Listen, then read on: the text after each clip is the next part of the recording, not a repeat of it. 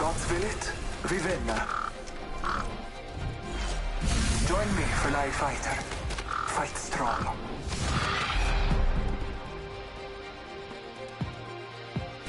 I'm not afraid. I'll never be. Scooten and looten, amigo.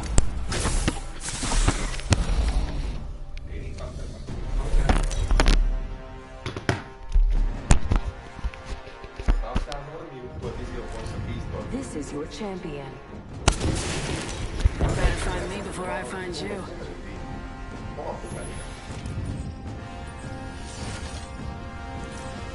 This is boring. I'm going that way.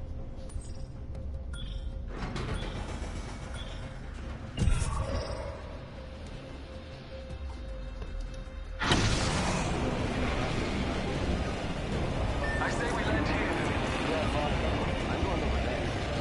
Battle lies below.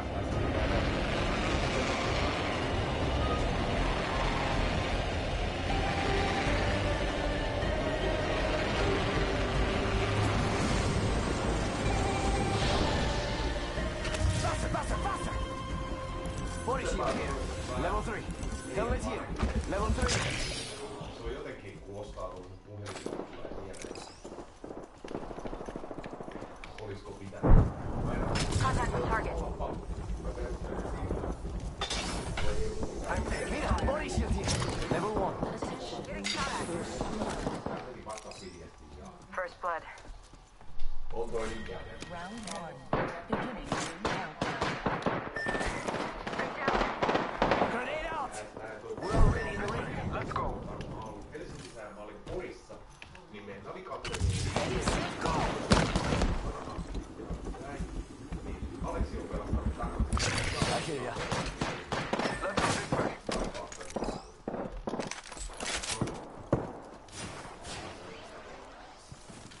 Mä saan ne verkkopankki. Mä otan tuon mobiilipankki. Niin mä en tarvitse enää niitä verkkopankkeja. Koska...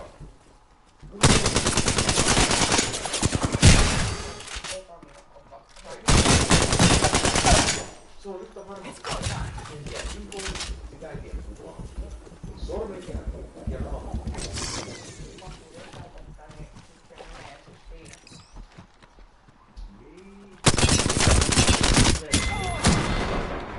Don't worry.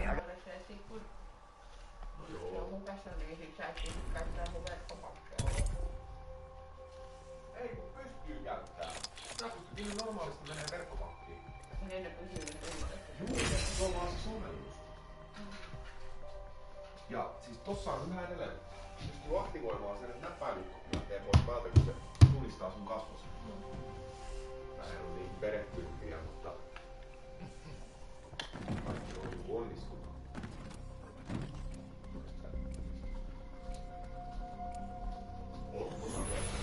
Hänkin saattis mennä opiin. Ja sitten mä tiedän, että sä tarvitsit. Ei ajattele, että on kuulma. Se pitäisi saada sulle ennen kuin saa mennä. All aboard the ox train. Let's go find them all.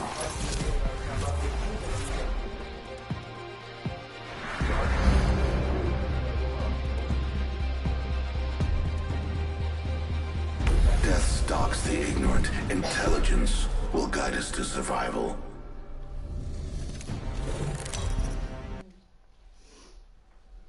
Niitä oli vielä siellä. Toivon 150 saa mennä vaikka poveriin. Mä mennään tarkistamaan. Ja mikä on tärkeintä, että tuossa on muistia 16 rammia. Kun vanhoissa puhelimissa on 8, ja joissain on 4. Se on se paljon tärkeintä.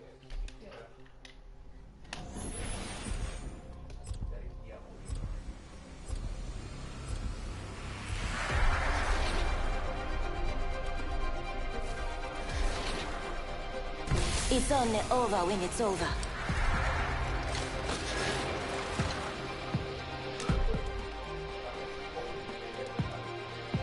I am Bloodhounder. You can call me Bloodhound. Let's go for a ride.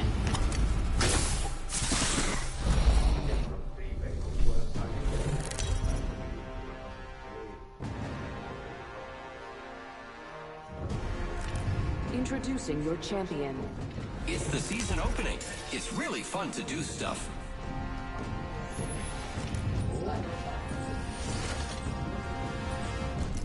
Looks more exciting over there.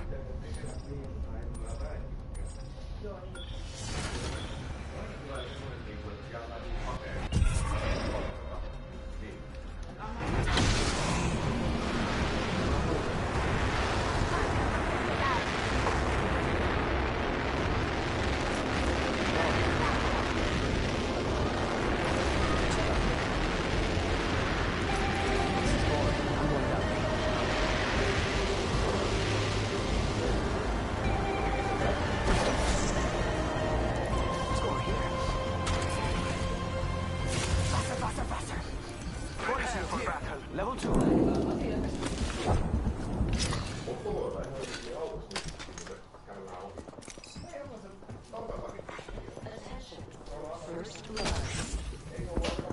Got our first worm food, compadres. Round 1. Beginning ring countdown. What's your map? Buenos dias. We need to get inside the ring. Pronto.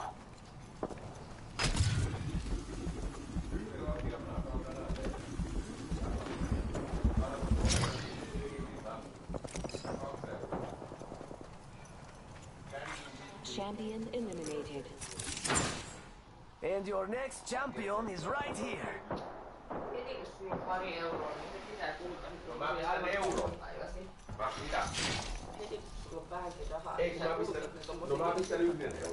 Scooting and looting over there. See what I can dig up. Must go fast!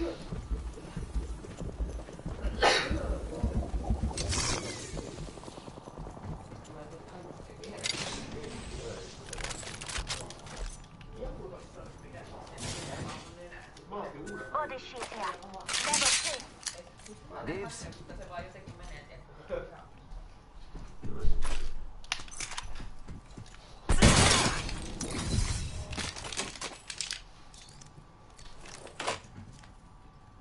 Forget I said anything.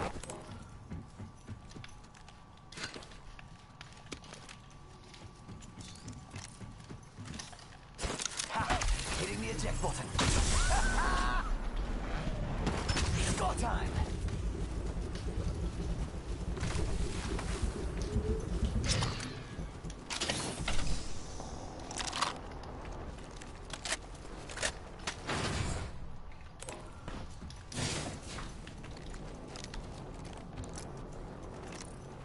Supply ship over there. Scooting and looting over there. See what I can dig up.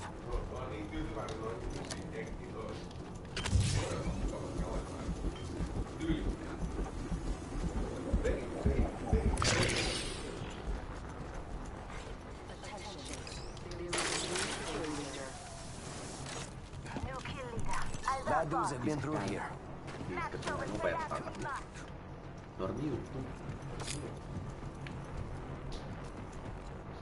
Phoenix kit here. It's go time! Let's go here!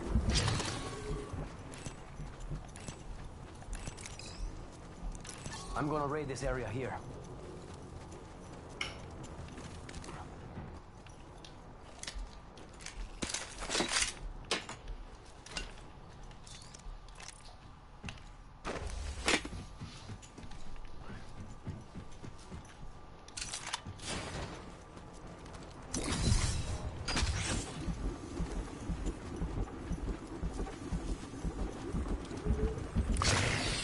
I'm spotted. Taking fire. Shooting. Up and down.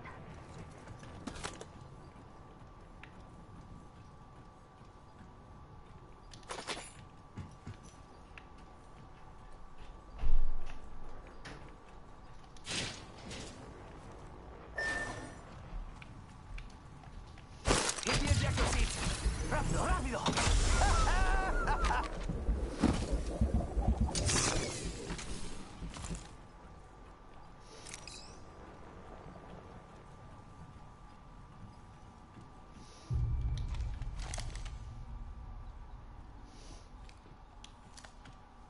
10 seconds, gotta move.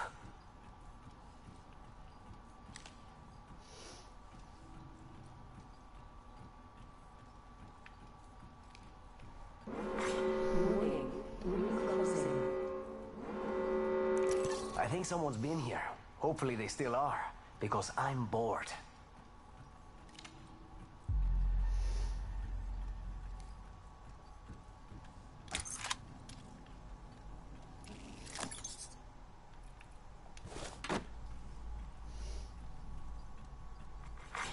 Attention, eliminated. There is a new kill leader.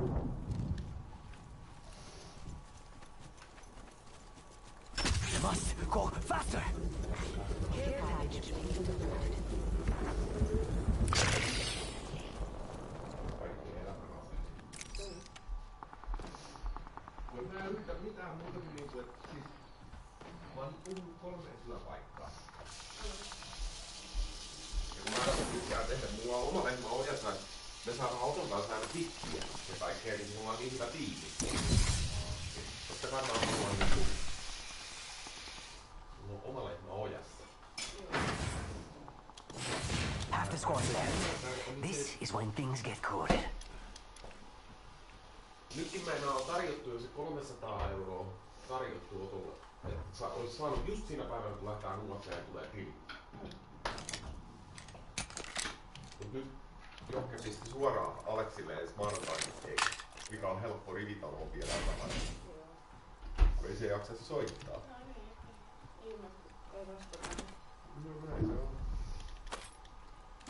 Joo, mä sitä ihmettelen. Näin, niinku maailma toimii näin. Don't cut out! Eppa!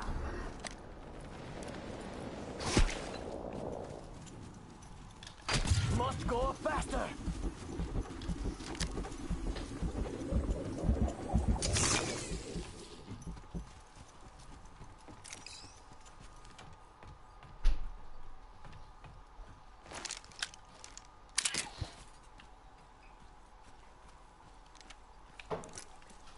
If anyone needs me, I'll be over here. Voy a mi bola. Scratch that. I'm bored. Checking out over here.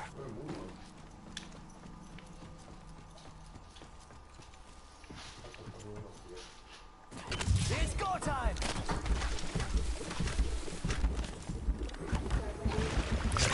Let's go over here. Oops, never mind. What do you think is over here? Beginning ring countdown.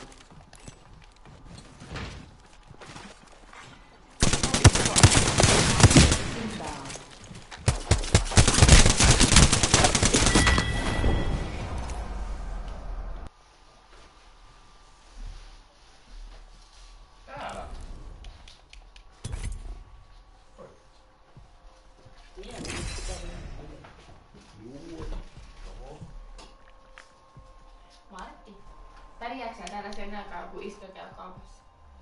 Ja sillä ei mene kauan, äiti käy Voit sä tulla mukaan? Mä tiedän, että sä et halua. Me ollaan tehty tätä Martin kanssa, tää on jo 10. kerta. Mut sit tää on ihan just se, että niinku Martin tietää, että mä tuun vähän taas kotiin. Joo, ei mene kauan iskö. Mä oon hyvä, että sulla on paremmin merkkityksiä paremmin kuin mä oon pois. What are you waiting for? Let's do this!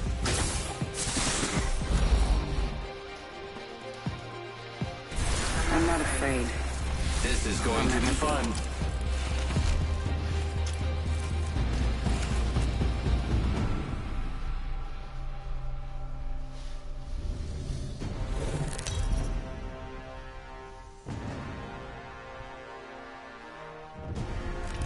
This is your champion. I wish all of you could fight tomorrow too, but you'll be dead.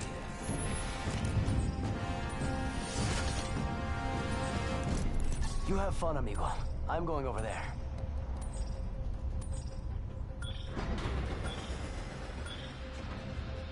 I say we land here.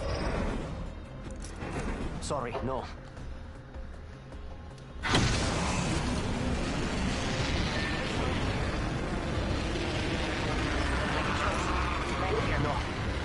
Hold your breath if you have to breathe. tuun kohta takaisin. Jos mä menen tukin. I saw someone.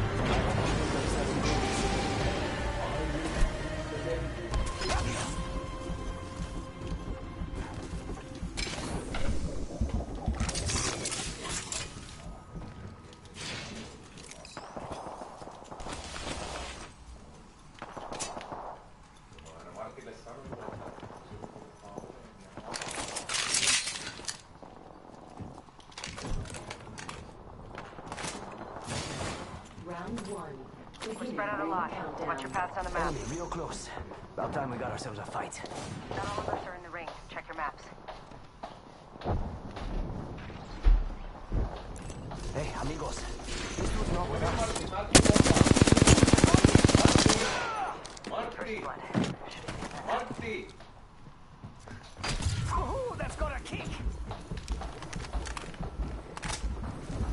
Aika mennä töihin. Isi tulee ihan kohta. Isi käy siellä kaupassa.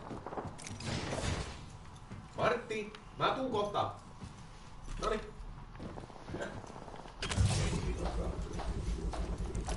Raiding? Heads up, we're not alone.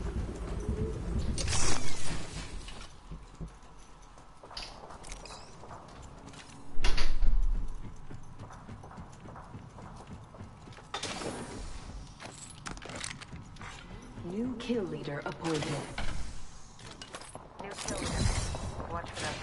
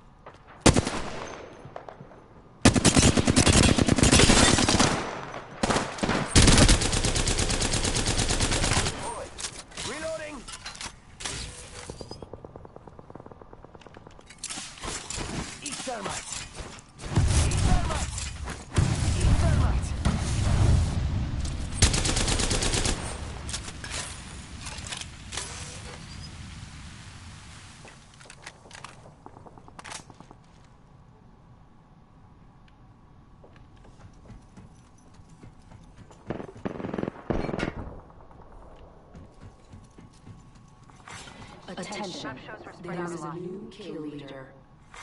Extended late night here. Level 1. A champion just thanks. Ready, set, go! Running over there. What do you think is over here?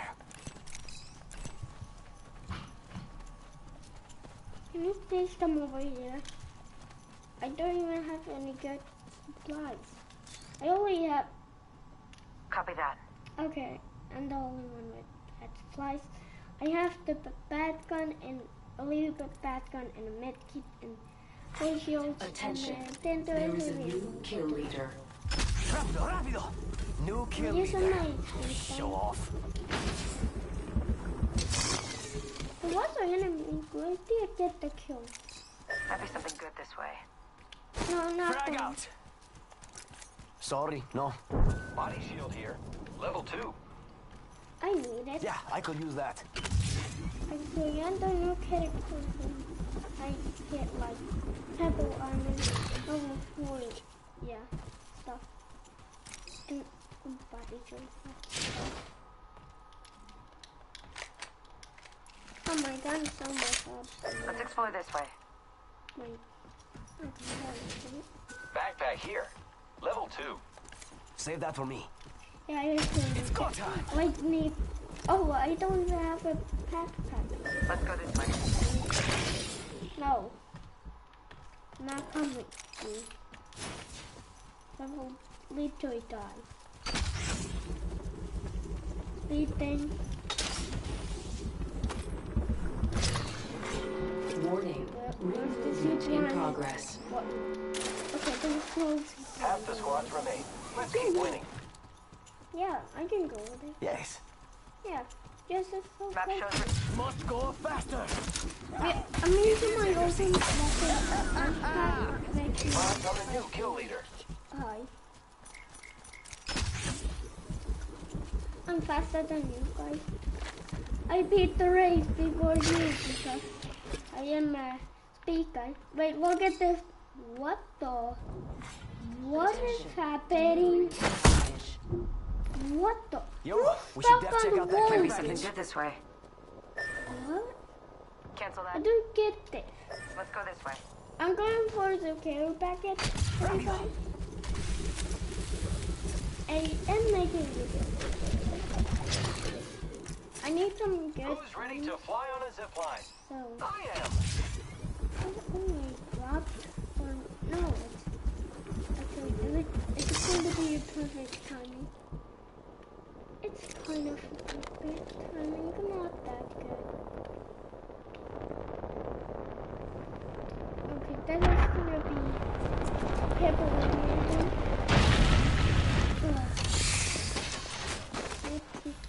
No, not what? Wait, dude, get me, did you literally did have a level 2 body shield. You gotta be. Oh no, wait, stay at the edge of it. Oh my god. This dude doesn't know anything. Okay, I'm going to stay here for the rest of the game. Because I did get the purple armor. And I'm the gooder character. And he is the much better character.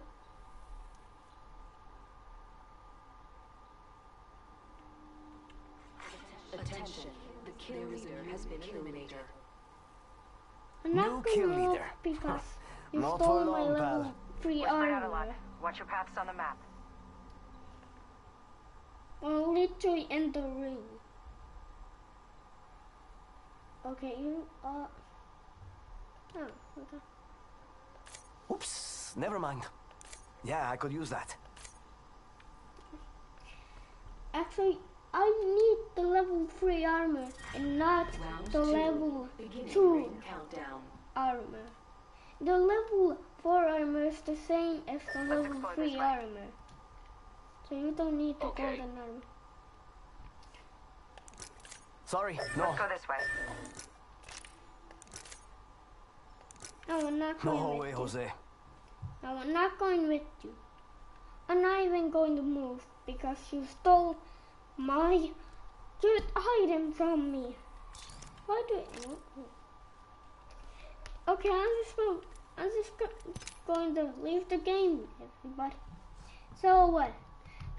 That was how the game is going to be. I will never want to play with that character. That character is actually so bad. It's even good. I'm gooder than that character.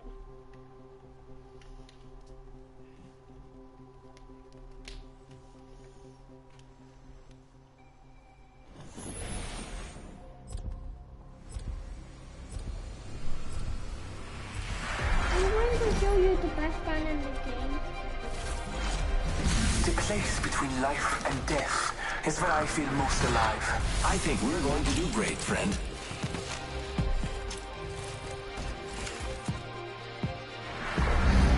Did you know the purple armor is actually the same as the gold armor? They're the Racing to same the thing. LZ. The golden armor is fine.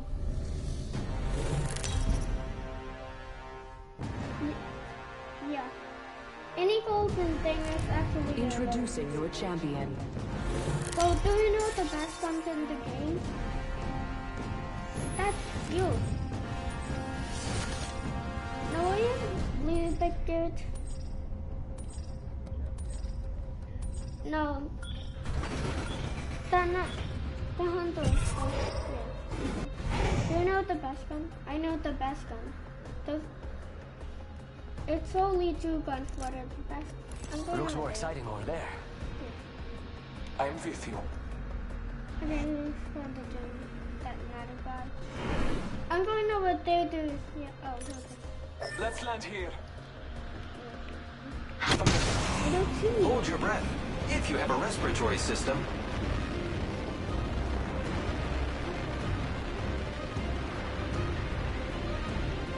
Okay, hold space to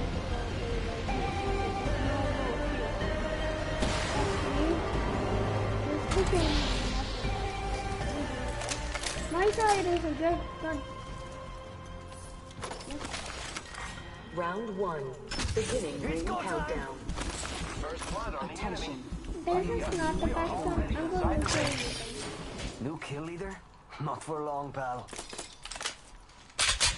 Anyone else to finally have a gun for him? I think that's...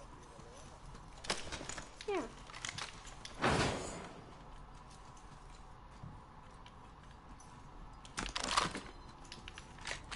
There's a body shot Mira, here body for shields that here. dude. Level 1. You need to.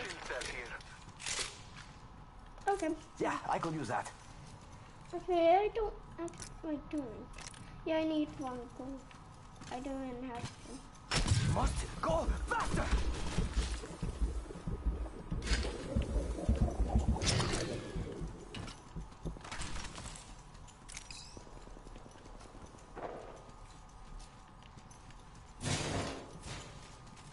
I think we're just going in circles over this place.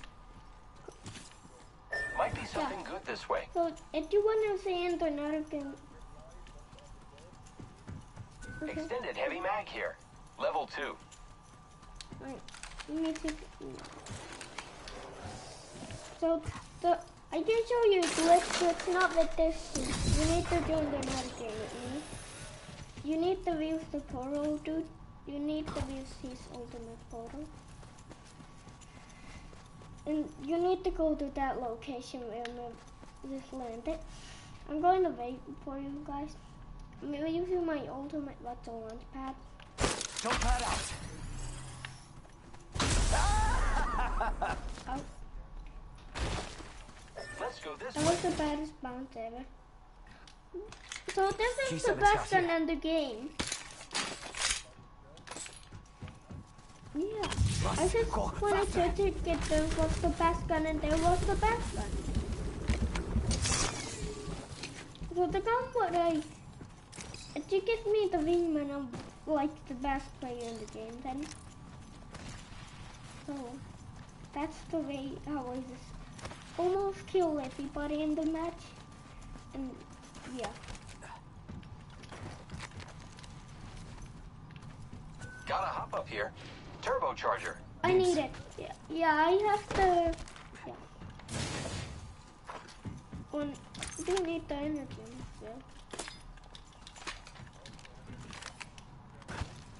Yeah. Yeah, go you have the gun. Huh? Oh. Yeah, I need it. It's go time! I'm just going to everything is just moving like when you do everything. Just my speed thingy. Oh. I found this thing that just makes my ammo gun. It's pretty good. Then the best one. Oh, my ultimate. And my ultimate comes really fast and it's on. Hitting the eject button. It's go time! You didn't flip on that thing, so wait. Oh, okay. Oh no, it's gone. Mark star here. Got a helmet here, amigos. Level 3. Okay, that's probably the baddest thing in the game. It's just a helmet.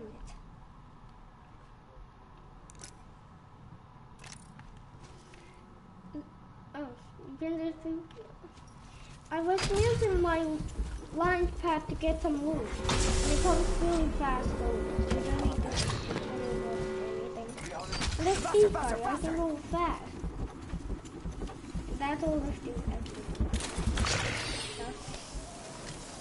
Dude, I have all the attachments like level 2. Level 2.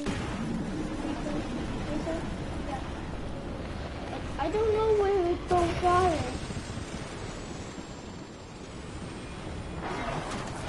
Let's explore this way. Okay. Actually, I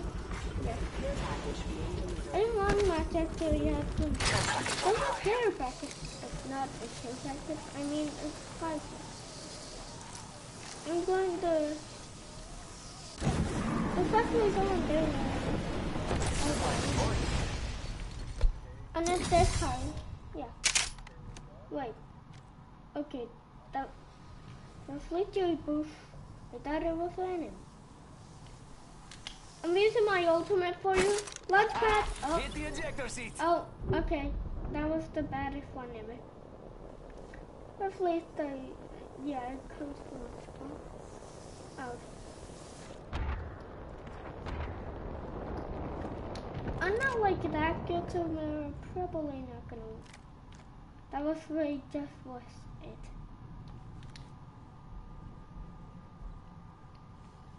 Okay, just look at that place.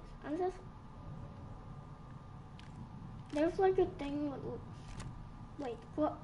I don't see the blue thing. Once I aim, there is a blue thing. That's weird. Yeah. Yeah. Just give me a second. I will be there. Ah, there you go. Come here. Yeah.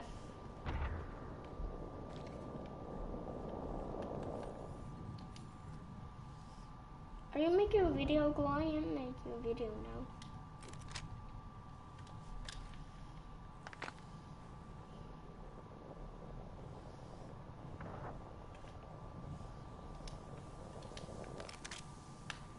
I'm giving some space for you to land it. But you don't just fall off. Oh yeah, there we go. You can get up there easily. All I need to do is just come up. Oh, okay. Round 2. I think I just found the way up. No. Attention. There Supply might ship be some. inbound. I thought I saw someone move. So, six? Target over there. Enemy spotted. Yeah.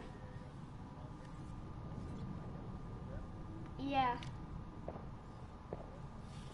Target over there. There's a free over there. This one. Enemy spotted over there. No, I'm just looking where they're going it. I'm just checking where they are. I kind of have a sniper, but it's not a sniper. Hells yeah, half the squads are toast. You were actually on my way. Supply ship over there.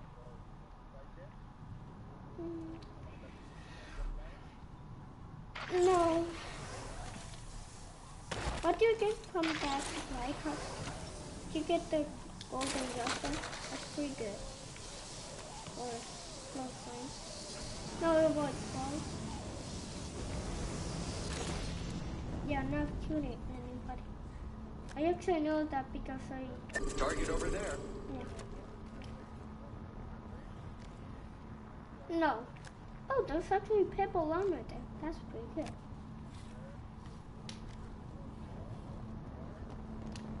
Yeah. Let's check.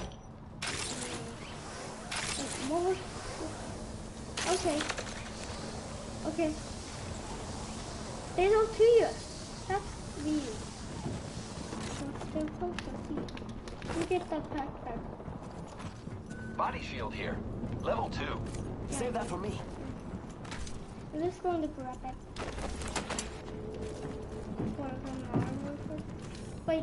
Wait. Oh, someone did this like lit. But you can stay here and get not shot ever.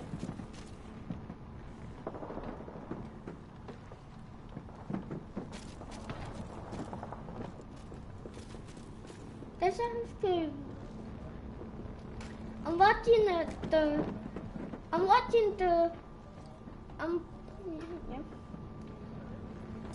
Scanning the area. Oh no.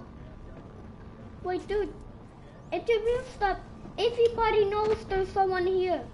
Then I'm taking the up area if there's someone going to come up here.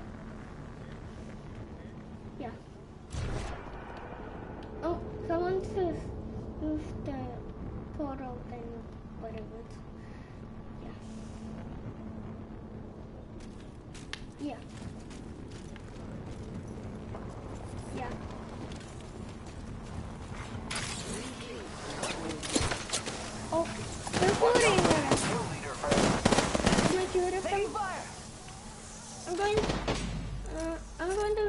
Charging up my my shield. shields. I need some shield. In progress. Ring's closing. I I don't like pushing have a limits as much as the sniper. next guy, but we gotta I go. only have close. I have a close shield. Ready to fly on a zip line. I am. Oh. I am taking fire. Oh. Oh. Care Oh. package Oh. being delivered. Dude, I just made sure Care it package. doesn't let you fall. Sweet. Faster, faster, faster. It dropped you off. It dropped me off. That's Throwing it. some fire. I'm just going over here for I am taking my fire, friends. boot. I actually Recharging did fall. shields. But that bad. Use this thing right here. Taking And a let you second to guys recharge my bounce shields. high. Yeah, use that thing. Oh no. Okay, I'm literally in Here I go. not in the zone. I'm taking fire. That's totally weird. Recharging my shields. And here. Reloading. Over here. Oh, Alive. Enemy down. Let's go this yeah. contact. Reloading. Contact with hostile. Wait, I downed someone. Target. Good job, me. Whole squad down. I'm picking the golden one. There might be good loot. Yes, I got some good loot. Moment to recharge my shields. Charging shields. Come on, come on. That's that thing. I got a golden aimer from that. It's pretty good. Or, yeah.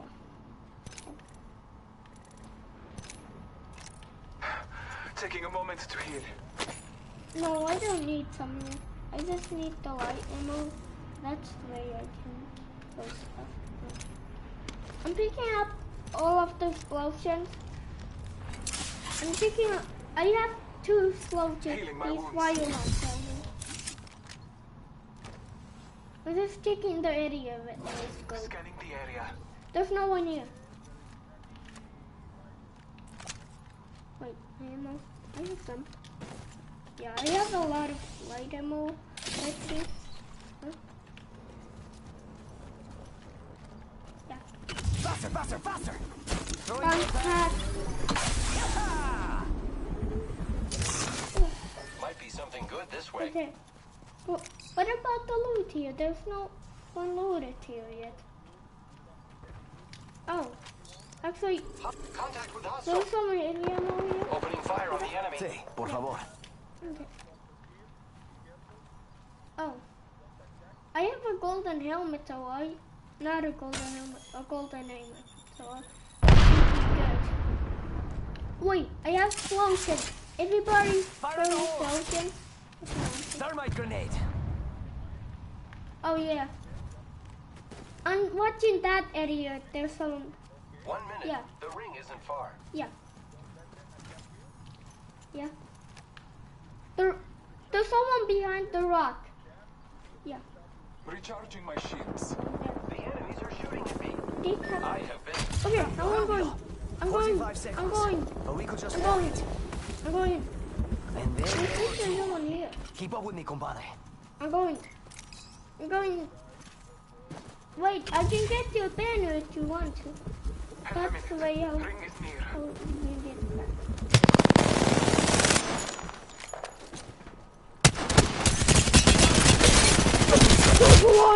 Kill them all! Kill them all! I'm down.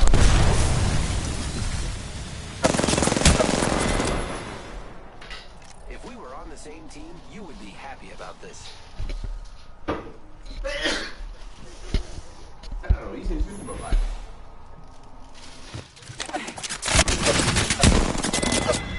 Seuraavaksi katsoo ihan vaan, eikä taisi vaan.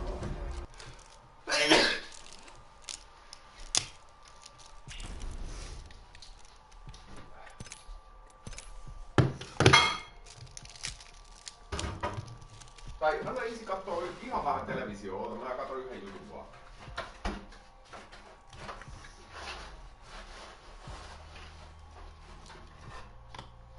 Anna isi kattoo yhden jutun. Noniin, älä pistä lataus. Martti! Anna isi katsoo yhden jutun. Noin.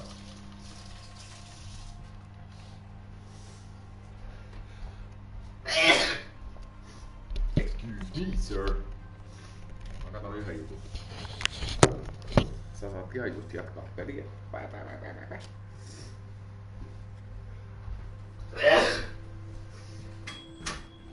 Till this resolves itself. And that's when I started bringing some friends out going, you know, they're not asking me to come into work anymore, and they're not just going to let me go with all this knowledge that they gave me. So that's when I decided to show a close group of friends what was going on, just in case I did suddenly disappear or something. This is what I was doing. Yskin kun paras myllyä.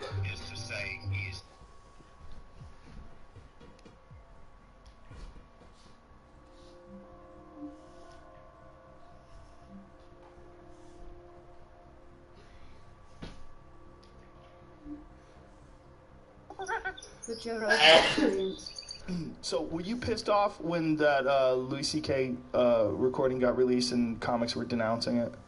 Yeah, it was weird. I mean, it's a bummer. First of all, a lot of people were like, "These aren't even jokes.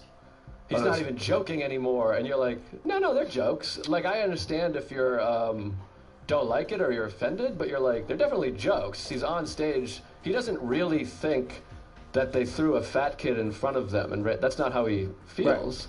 He's saying something that's fucked up and funny. And it's funny because it's fucked up, because you're not supposed to say it, which is the exact thing he's done his whole career. Right, and it's a new bit. It wasn't supposed to be heard outside of that. It wasn't done. And for these people, look, there's a lot of times you'll say something one way, and then you're like, God, it's not working. And then you'll figure out another way to sneak in through the back door, and it works way better. And then if they heard the first way, like, this joke sucks, like, no, I figured out how to say it later, but now it's already on YouTube. You've ruined the material. Yeah, I mean, he dropped the bit, because it's just kind of like... Yeah, it's out there, too much. But he had a fucking hilarious line. If you ever want people to forget about you jerking off, make jokes about kids getting shot. Yeah, he does that. There's also a funny line where he's like, "Why are you in a suit?" Which is funny. But yeah, and then people were talking about how now the parents have to hear this and stuff, and you're like, well, they weren't going to. You took it and put it out, and then CBS picked it up and put it on CBS, so now they're hearing it. But before that, there was just 180 people in Long Island hearing it, and... Yeah. Which is what it was supposed to be. But the thing about working on material is, if you like comedy, you can't release people's shit like that, because you're never going to get good comedy. Because everyone's gonna, like, every time Dave Chappelle does a workout set, or anybody, you're gonna get these half-cooked bits, and then you're gonna release them, and it's gonna ruin it for you. It's gonna ruin it for the people that listen. It's like, for the people that are in the room, that's for them. Right. If you're taking it out, like, and there's been a lot of talk about Louis making this copyright thing, saying that, you know, that they will take legal action if you print or you do anything to record or do anything to put the material online. Right. And someone's saying he can't do that. I'm like, well, why can't he do that? The difference between that and music. Like, if you go to hear someone sing a song and you write down the lyrics, you go, oh my God, Gary Clark Jr. has this amazing new song, here's the lyrics. That doesn't ruin the song. Right. But if you say, oh, he's got this hilarious joke, and the twist is he says this, well, you just fucked that bit up for everyone that's ever going to listen to it or read that. Right. Yeah, it's frustrating. It was frustrating. And then people start being like, he's alt-right now. He's going to do it. Exactly. Like, no, he's not. People are goddamn crazy. But the comedians that denounced it were embarrassing. It's like, do you not know what a workout set is? Do you understand this guy was out of comedy for almost a year? Do you know that this guy was doing a fucking hour after being out of comedy for almost a year? Fuck you. Stop pretending that what you do is different. Stop. And so many people were doing it, and it turned out that they had a bunch of jokes that were awful, or about a mass shooting, right, or about pulling your dick out in front of someone, or about anything along those lines. It's also a bad precedent to start, where I'm like, do we really want to start publicly shitting on comics' unfinished bits? Exactly. That seems like, because I don't want that. No, especially like, I saw a list at fucking Cellar, and he's got this hack bit, and you're like, oh, give me a moment, or tell me behind closed doors that like my bit's hacky or something. How long is a bit ready before, like, do you have a Comedy Central special? You have something, right? I have a Netflix half hour, and I did a Comedy Central half hour. Okay. So how long did you have to work on those bits before you were ready to put them on Comedy Central or Netflix? Quite a while. I like to do a bit at least 3 months before it's somewhere. Yeah, well, it's got to be at the very cooked. least. At the very least. Yeah, yeah. And it depends on the bit, right? Some bits are pretty fucking good a couple weeks in. Yeah, yeah. And other bits are... I've got a couple bits in my act now, and I'm like, this motherfucker needs an overhaul, and I don't even know where to start. Yeah, I've had bits that I've done for 2 years, and then you finally find a line, you're like, there we go, that was it. And then you're like, now it's more of a bit. Exactly. Because it takes time to figure it out, and... but yeah, it's comics should... But I understand people hate Louis and they're going to hate him, so whatever he does or says, I don't even believe they hate him. upset. I don't believe it. You know what I think a lot of it is? I think people are justifiably upset at the idea of him jerking off in front of women that didn't want him to. There's a couple factors to that, though. One is that he asked. You know, yeah, it's a weird thing to want to do, jerk off in front of people, but he asked. And a lot of these stories, the way you're getting the version of it, it's like worst case scenario. It's like he blocked the door. He didn't block any doors. Yeah. You know, and they were laughing. Like, people were joking around. Like, it became this traumatic thing years later, talking about it after the fact. But then on top of that, it's like, God, don't you think the guy has suffered enough? Like, when is he suffering enough? You see this lack of empathy with people where they don't even want to respect that he's a human being.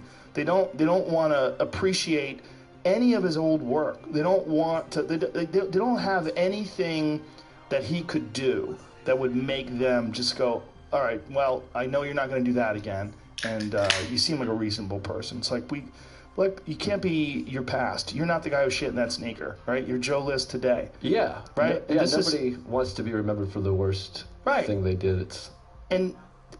I think it's just a thing where they know it's an easy target. I really do. I think at a certain point in time, people just decide that this is a guy that you can take a free shot at, and you can shit on him, and you can attribute things to him that aren't true. You can attribute a bunch of things to him that are not accurate. Right. And it's easy, like calling him alt-right, or saying Louis C.K. showing his true colors now. Jesus Christ, go back and watch his bit about hitting a deer.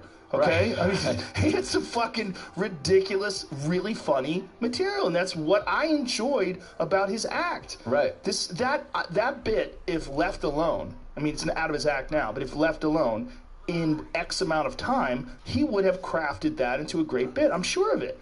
Yeah, I agree. And there was a bunch of shitty, fucking half-ass comics that came out and were talking trash about it. And I was like, you guys should shut the fuck up, because this whole art form is about trial and error. This whole art form is about being able to work. It's one of the rare things that we need a crowd in order for these things to come alive. We need it. And you have to take chances. I just saw, ironically, with Louis, we went and saw Apocalypse Now during the Tribeca Film Festival. And Francis Ford Coppola was there, and he came out and he spoke about the film beforehand and after. And Robert Duvall was also there, and he came out and went, Charlie, don't surf. It was amazing. And it was really unbelievable. But Coppola was talking after the film, and he was like, I don't know if you know the whole story about Apocalypse Now, like that documentary Hearts of Darkness, which is amazing. And like he put like his house up for sale to like, or put everything on the line to make the movie himself. And he was just talking about you have to take chances with art. He's like, there's no art without taking big chances. Yeah. And I mean, you're taking a chance by doing a joke. I mean, I wouldn't do a joke about the Parkland shooting, but I wouldn't either. But you know, it's a risk, and it might go bad, and it went well. He got laughs. Yeah, it got laughs. But certainly, if you take anything outside of a comedy club, and put it out in the public, it's not for those people. It's for the people that bought the ticket. Well, it's also in context of the experience of being in a comedy club, having a couple drinks, and watching a hilarious guy talk some shit, especially a guy coming back after a national scandal, not worldwide scandal. Yes. You know, and it's just, look, I wouldn't joke around about them getting shot either, but one of the things that made that bit work was that, yes, it was a horrible tragedy. Yes, those kids went through that. Yes, they're teenagers. Yes, they're trying to figure out life, and they're being interviewed on CNN, and some of them are changing their opinions, and they're developing and growing as we speak. But like one of them, like the David Hogg guy, he wrote "fuck the patriarchy" on his Twitter the other day. Like that was his tweet, like, and not even as a joke. Like that's an 18-year-old. That's what kids do, right? Yeah. They say silly shit. That's why the bit worked. Because he was like, "Why are you interesting?" Right. You know, like, why do I have to hear from you? But, well, you have to hear from them because their friends got shot. I mean, but no one, obviously, like, that's not, this is not a conversation. This is stand-up comedy. It's an art form and saying things that are funny, that are fucked up. That's part of the art form. And if you deny that, you just, that's not the kind of comedy you like, or you don't appreciate what comedy is. Yeah, and also, it's a weird thing where I'm like, I'm for those kids. I'm like, Yes. yeah, it's great. Like, this horrible thing happened, and you're like, we're going to use what power we have. I'm like, I think that's great. Yes. And they might actually fucking do something. I mean, it's like they're making changes, and I'm like, that's like fucking power to the people. God bless you. But I can still laugh at a joke about it. It's still funny to me to see someone be like, why are you in the suit? You can, both things can exist. You can have empathy for murder victims and even be like rooting for me, like, wow, that's amazing what these kids are doing. Or And these still young laugh people at are a doing, joke. and still be like, that's funny. It's funny. Just look, it's not his best joke, but it wasn't done, you fucks. And here's the other thing, like, do you know what Brian Holtzman is? I don't think so. Gotta see him when you're in town, if you can. He's fucking hilarious. He's a legitimate maniac. He's a legend in Los Angeles. When I started the Comedy Store in '94, he was already there. And it's really fucking funny. But you remember when Susan Smith drowned her kids? That lady, she pushed her fucking car into a river or something and drowned her kids? No, but it sounds hilarious. He was on stage a very short amount of time afterwards going, ladies and gentlemen, I heard those were bad kids. He goes, I heard they sat that close to the TV, they never put away their blocks, they always spilling their fucking milk. Those kids will not be missed. Yeah. And you were just like, what? It's not, he didn't really think those were bad kids. Yeah, it's a fucked up thing to say that happens to be funny. Yeah. And you might not be into that kind of humor. That's okay. Well, that's part of, I think, what comedy is, or has always been, is saying a thing you're not supposed to say. That's like, to me, the very idea of comedy. Yes. Is you're saying abnormal things. Right, like you talking about coming in your own face and whatever. Yeah. Or someone coming in your face. Yeah, you're not supposed to express your sexually desires so Well, openly. It's not that you really mean that. I do not. It's funny, right? Right? I think so. Right? It was attempted to be funny. It's an art form that is often cited or quoted as if it's a statement. You know, like, he said this. Like, yeah, he said that on stage in a comedy club as a part of a big giant chunk about this. Right. And you're taking it out of context and you do it in the worst possible way. You put it in print. Of course it looks terrible. Yeah. Of course it looks terrible in print. Because it's not in a comedy club and it's not in context. It's like, that has no relationship to the actual bit itself. Your print version of it, it's a lie. You should go to jail for saying that's the joke. You're a liar. You're a liar, you're defaming someone, you're taking what they were doing and you're pretending that what they were saying is what they mean. Right. You know that's not what they mean, but you don't care. Remember that Lenny Booth, and that's in the movie Lenny, I think, where he talked about, they were like reading his act. Yes, and he's like, but you're not saying it right. You gotta let me say it. Exactly. It's the same thing. Look, no one thinks school shootings are a good thing. No one does. No. No one does. They're doing jokes about it because we know it's a horrible tragedy. That's why jokes work. And they don't work because you're mean. They don't work because you're horrible. They work because everyone knows you're joking. If everybody really thought you were a horrible person and you were happy that people get shot, they wouldn't laugh at a goddamn thing you said. Right. It's a fucking weird art form. It's a weird art form. And for it to be dismantled and disrespected the way it is, where people break down people's bits and take them out of context like that, it's so foolish. And the fact that people don't stand up for it, that are in the art form itself, that drives me fucking crazy. It drove me angry. There's a bunch of people that I won't even talk to anymore. I'm like, I'm not talking to you anymore.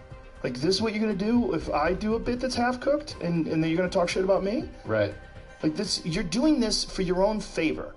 You're not doing this for the art form. You're not an empathetic person. You're not looking at him as a human being, saying, well, clearly the guy fucked up. He made some mistakes. And, oh, that bit was good. But look, if you listen to that set, that's a good set, especially for a guy who's been out of comedy for almost a fucking year. Yeah, it's gotten a lot stronger. I'm sure. Yeah, that's a lot better. He's a hilarious comedian. I mean, he's going to get to a point where he's got a real motherfucker of an hour, and then someone's going to have to figure out whether or not they're willing to take a chance and put it on. Well, it's like you were talking about earlier, too. I mean, you can also just put it on YouTube, his website or YouTube or whatever. Yes, I hope he does that. You know, I mean, it's this idea that he should be punished for eternity. It's like, what are we, Catholics? Like, what's going on here? Like, what is this? What did he do? I mean, he did something that wound up costing him $35 million, a massive public shame, still to this day, it's almost like 2 years later. What is it, like a year and a half now? Yes, November 2017. Yeah, I mean, what the fuck? Like, what do you want him to do? You know, I mean, we're not talking about Harvey Weinstein here, and this idea that you're not even supposed to compare offenders. You're not supposed to make judgment calls. Well, of course you are. That's why some people go to jail for life, and some people go to jail for 2 years. And this is the reason why we have lesser punishments for lesser crimes. Right. Yeah, there's a system in place. If you ask people if you can jerk off in front of them, and they say no, and you don't jerk off in front of them, good for you. You got some restraint. If you ask people if you can jerk off in front of them, and they say yes, and you do it, like, maybe it's a weird thing to do. Yeah. But you're not Bill Cosby. Okay? To say that you're not supposed to make these comparisons, like, this is a loaded subject too, right? Like, we're talking about this, and I see you're nervous. Oh, yeah, I'm terrified. But yeah, no, I love Louis. I love Louis too. He's a great comic. Yeah, he's a great guy also. But yeah, I understand people are upset. I get it, but I think it's disproportionate. I really do. You know, I would agree. Yeah. Wholeheartedly, but yeah. How long do you think it's going to be before people just let it go? Well, I think there's actually the group of people that are really upset about it. I think it's probably like 250,000 people. That's a lot of people. It's a lot of people, but there's like 300 million people in the country. Maybe it's less than 250,000. I think it's the minority.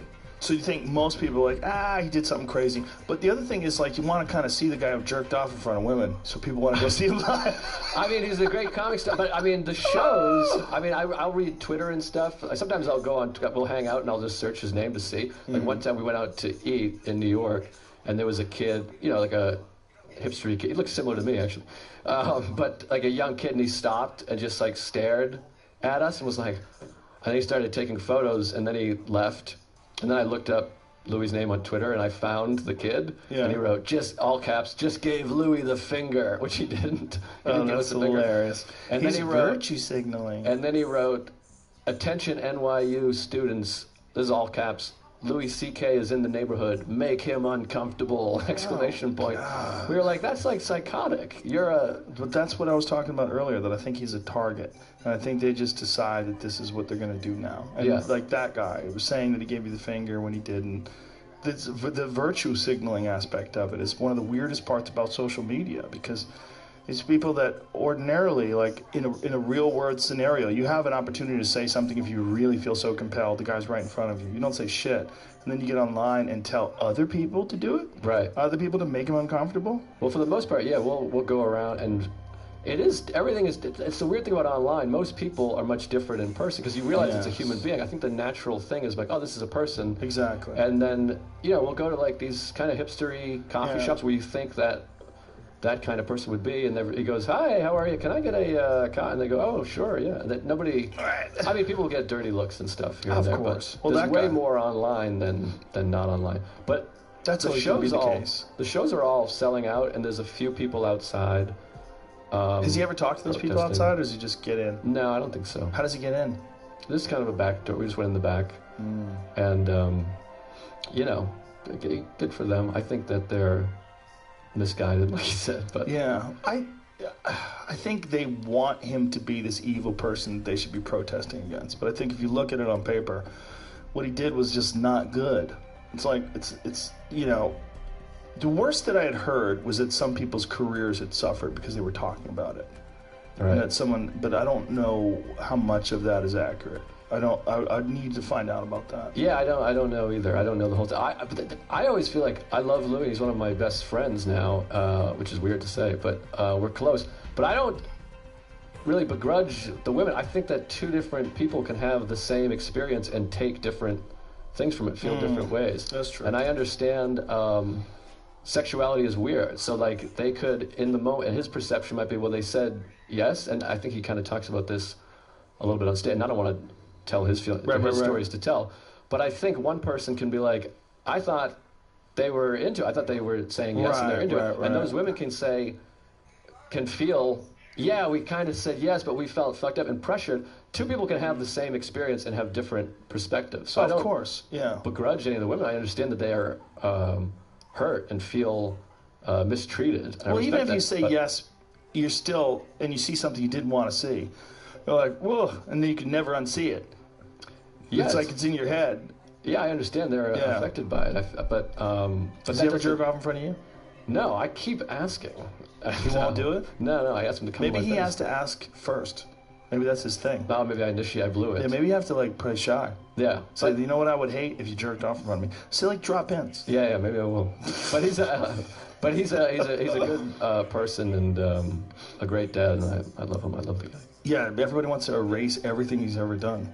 It's so like, didn't FX like not just cancel it, but they made the show unavailable?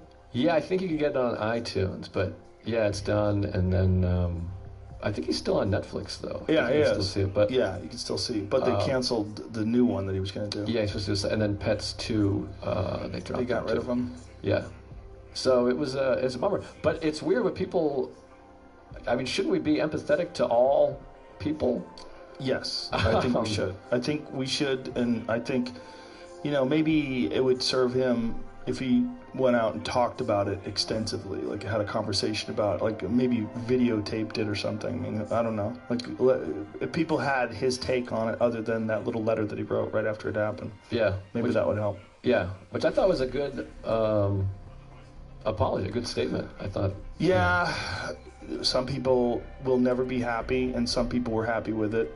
And some people just felt like it wasn't enough, that, he didn't specifically say, I am sorry, I feel horrible, I'm sorry I did this. He basically said he did it, and those stories are true, and that he fucked up, and he thought that he thought that by them saying yes, that was okay, but meanwhile, he took advantage of the fact they admired him. Yeah, and that's he expressed regret. Yes. People are like, but like you said, people are going to be unhappy no matter what. No matter what. Now, even if he said, I am sorry, that's not good enough. You're only sorry because you got caught. Like people, they're always going to have, there's some people that are just not empathetic. And this is what I really got very angry about with the leak of the recording. I'm like, yeah, it's not his best material. Of course it's not. He hasn't done comedy in 10 months. Like, when I was hearing it from other comedians, I'm like, how do you do this? Right. Don't you do the same thing we do? He's a fucking person. He's a human being. Yes. He's a year and a half of him being stared at everywhere he goes. Yeah. And fucked with. He gets it. And losing friends. Yes, I'm sure. Yeah. But those friends, if he lost some friends, he's better off. If he lost friends because of that, like, if that was Ari, I would call him up. Like, if there was a New York Times article about Ari jerking off in front of people, I'd be like, bro, I'm a little hurt. You never jerked off in front of me. Like, I'd be like, I wouldn't. If he's like, I fucked up. Like, I've had conversations with Ari about things where, he's like, I fucked up. I shouldn't have done that. It was a bitch move. Like, he'll tell you. Yeah. Like, you can't do anything. Like, once you're my friend, like, unless you're out there murdering kids or something, or doing something really fucked up, or actually raping someone. Yeah. Any friends that Louis lost for that? Like, come on, man. What did you think? Did you think he was a perfect person? He's a nut. He's a maniac. He's a goddamn professional comedian. Right. Yeah, we're flawed people. Yeah, that's how it all comes out good. It's like there's got to be something fucked up about your head where you can come up with these. And another one that drives me crazy is these guys who are freaks and they're out of their fucking mind off stage, but on stage they have like sort of a more squeaky clean thing, and their public thing is more squeaky clean, and they're judgmental about it. I'm like, oh my God. Like, please stop. You're fucking crazy as anybody. You just have a good squeaky clean act. So shut your hole. Yeah, sometimes I think the people with the cleanest acts are the wildest animals. It's often the case. Yeah.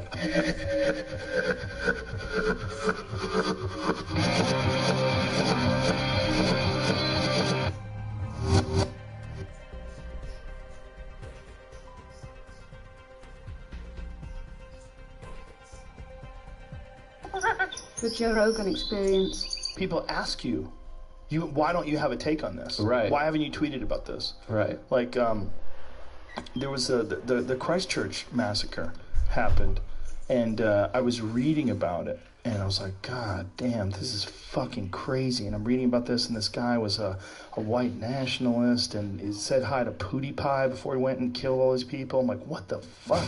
Like, what is this? Yeah. And then I never check my mentions.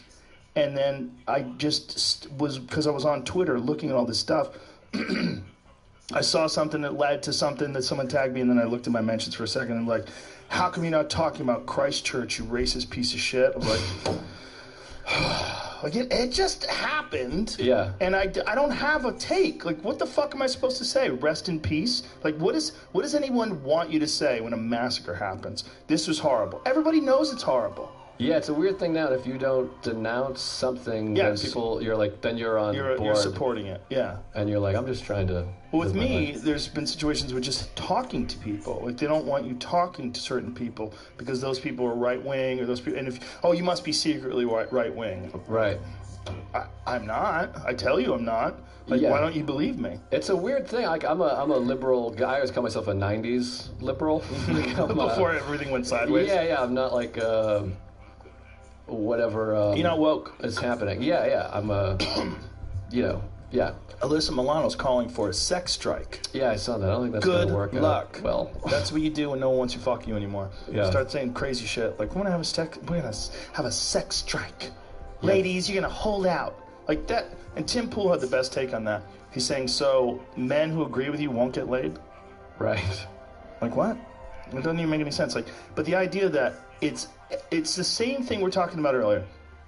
They've lumped men into this category. Like, women are going to go on strike until we respect their reproductive rights in Georgia. First of all, it's just Georgia. You want to strike for the whole country. That's not going to help Georgia. I don't know if you understand voting, but that's not how it works. Right. There's state politics, local politics.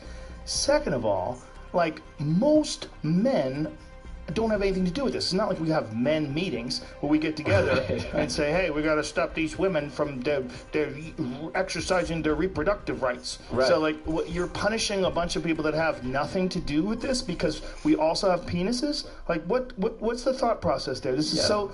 But it's such an obvious virtue signal. It's so obvious that this is like pussy hats and the women's march. We're gonna do this. We're gonna do this. And then we're gonna sex strike. And a bunch of our friends probably like, yeah, this is gonna work.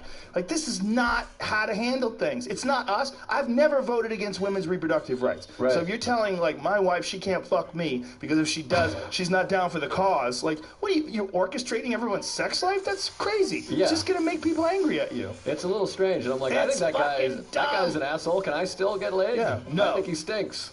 No, you can't. And abortion's such a fucking creepy subject too, because it's such a minefield. Like, if you're a man and you even talk about it, like, first of all, why are you talking about it? It has nothing to do with you. It's a woman's right to choose in a woman's body. Like, okay, I get it. Yes, but it's a thing. So if it's a thing, you're allowed to talk about a thing. Right. And this thing happens to be a fetus that could become a Joe List or a Jamie Vernon or a Joe Rogan or who the fuck. It's going to be a person if it keeps going. Jamie Vernon? That guy right there. Oh, hey, Jamie. Young Jamie. So that as the fetus grows, it will become a person. Now, I'm not saying you shouldn't be able to terminate the pregnancy. I'm not saying that. But that is what it is. It's going to be a person. And to pretend anything else, it's like no one wants you to discuss it that way. Like, no one wants you to say that this is a viable offspring. It's going to be a person someday. No one wants you to say that. It's just, there's code words, like a woman's right to choose. There's like these ways of describing it, which I agree with. I'm not a pro-life person, a pro-choice person. Right.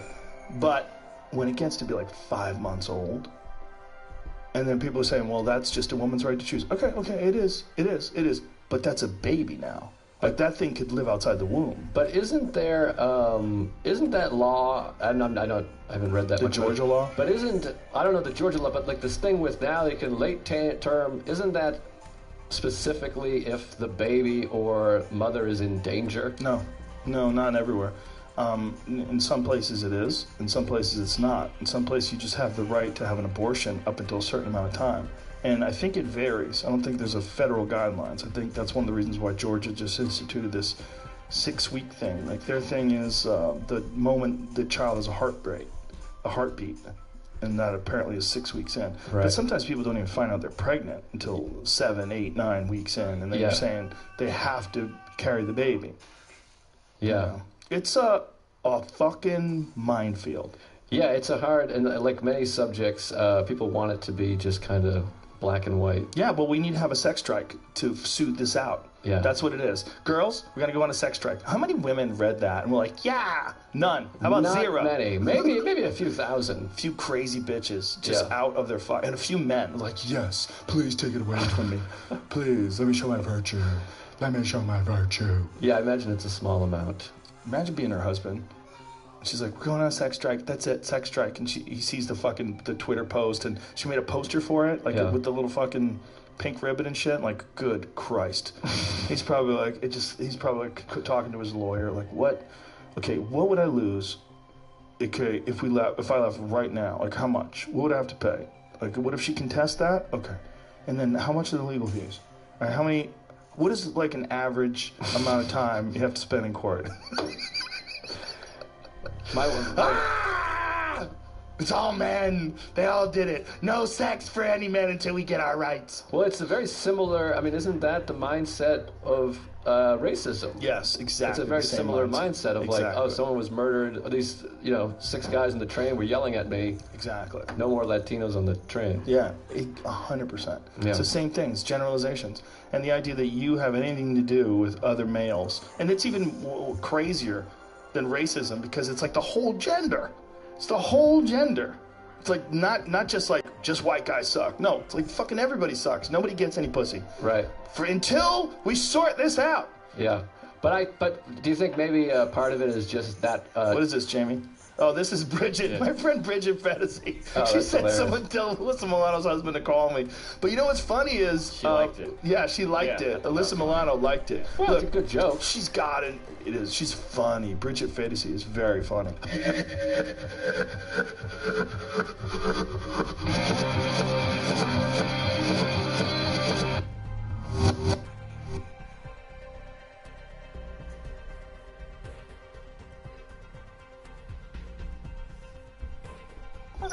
The Joe Rogan experience.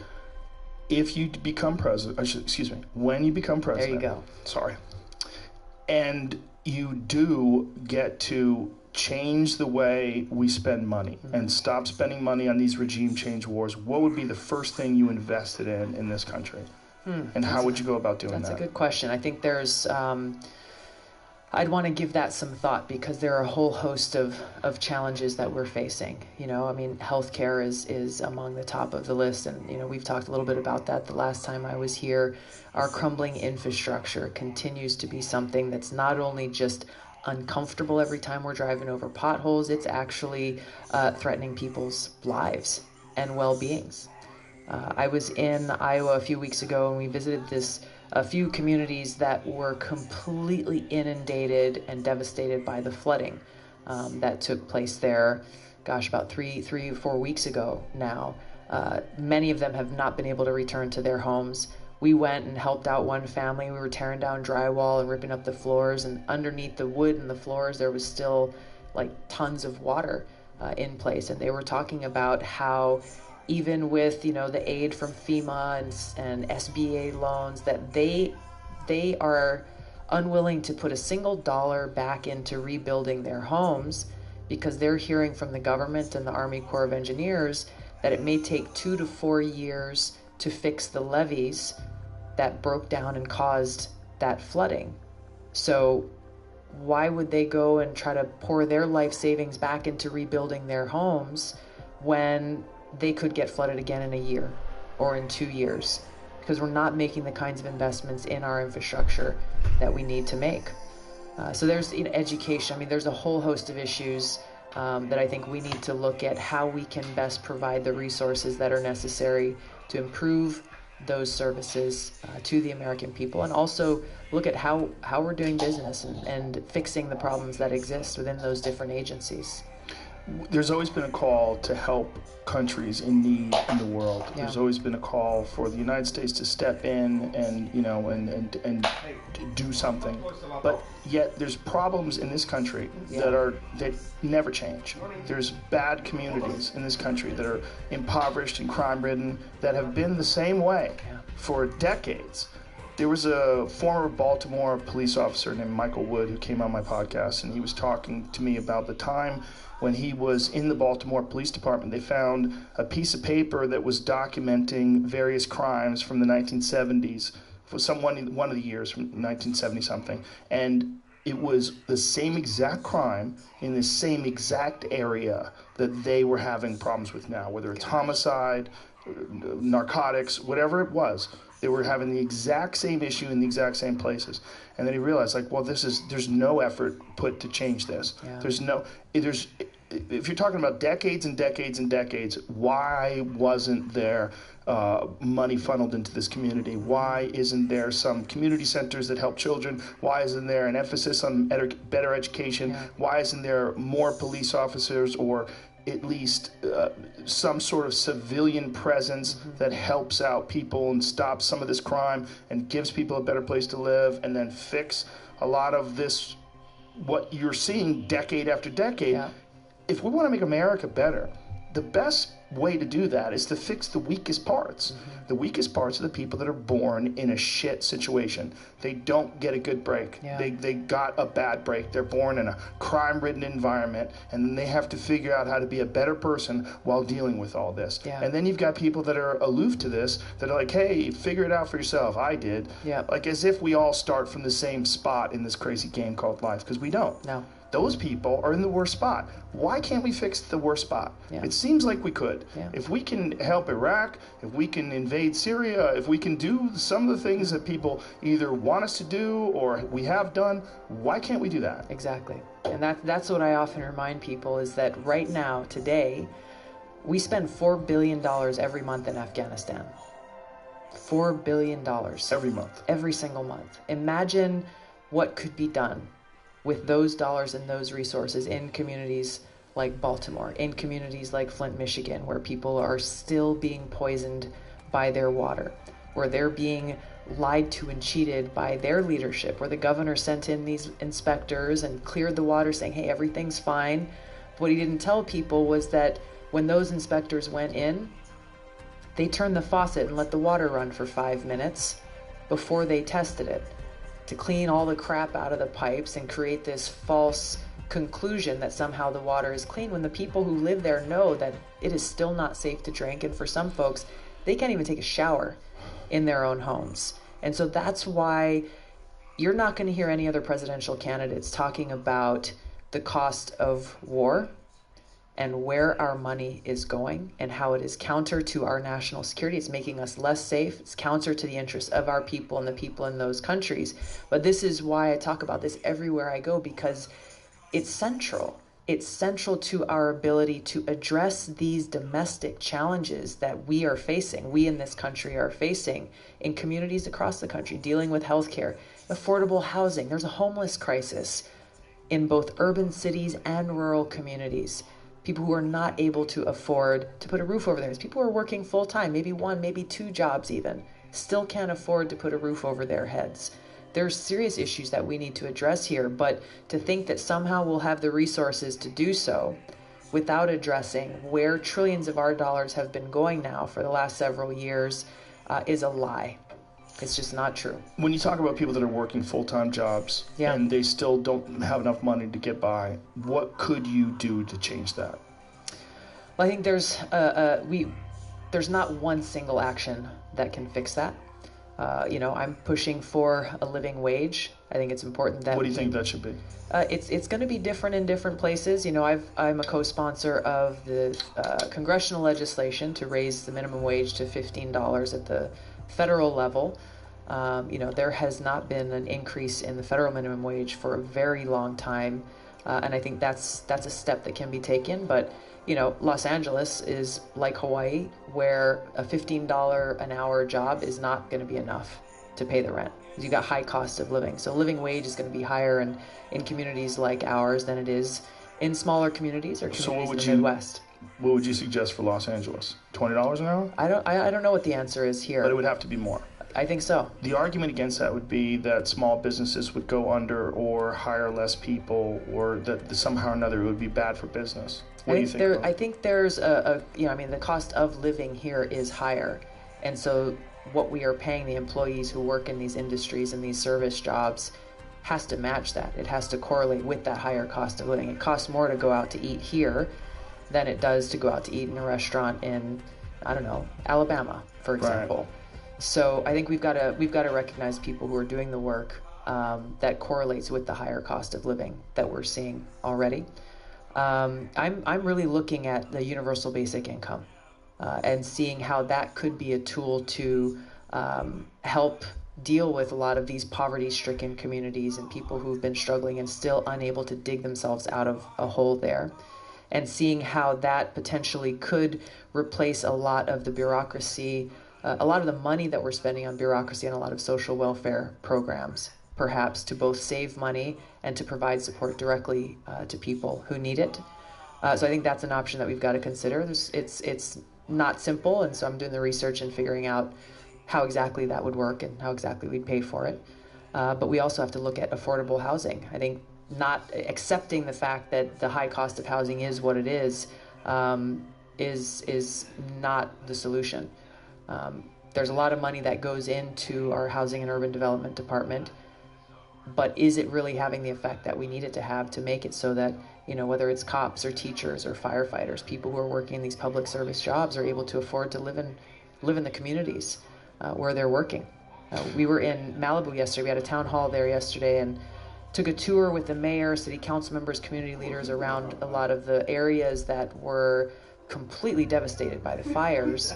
And that was one of the things that they mentioned, is that they pointed out a trailer park,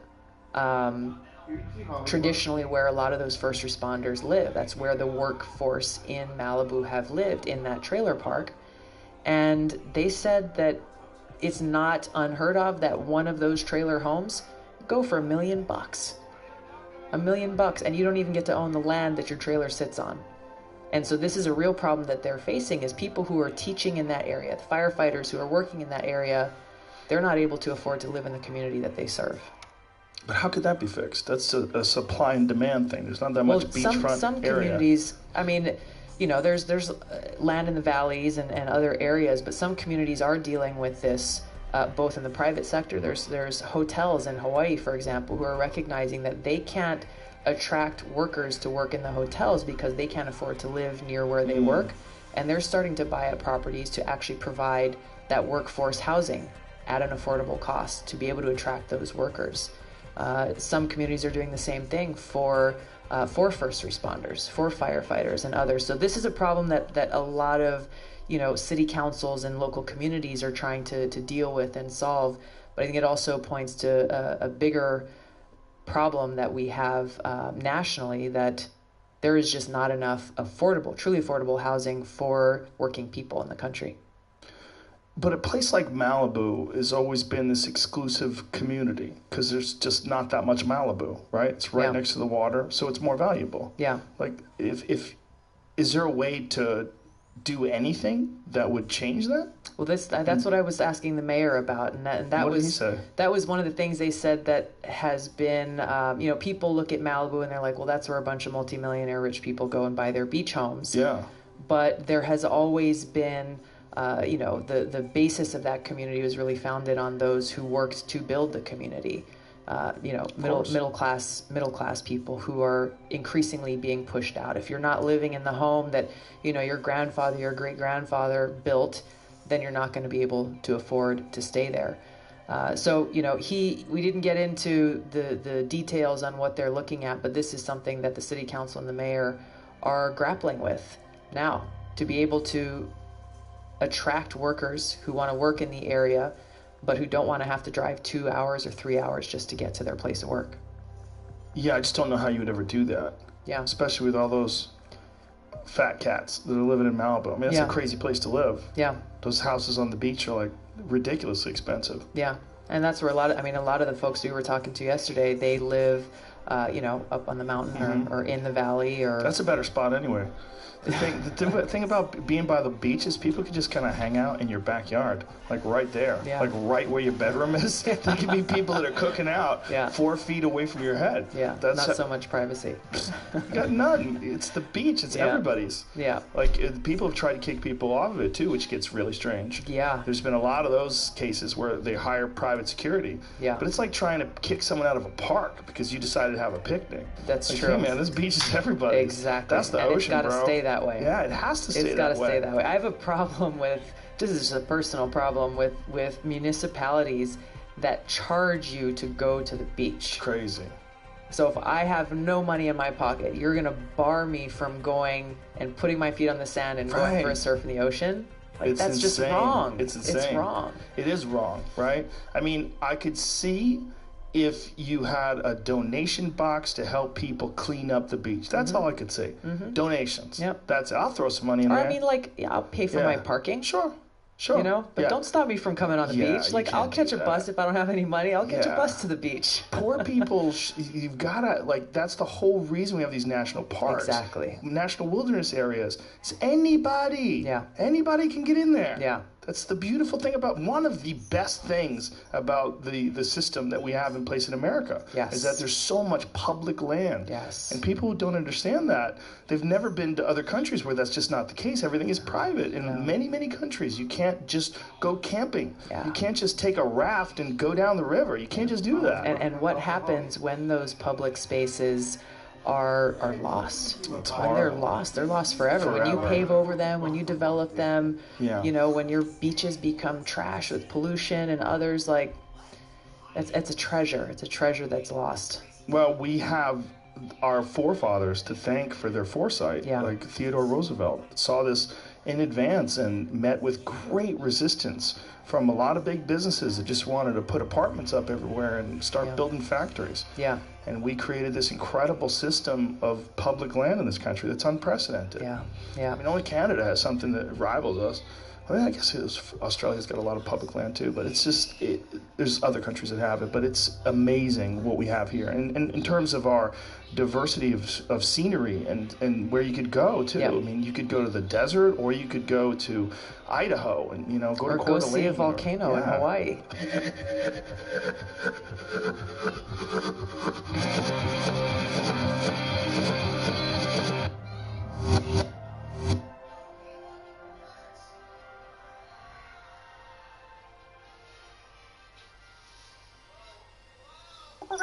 The Joe Rogan Experience.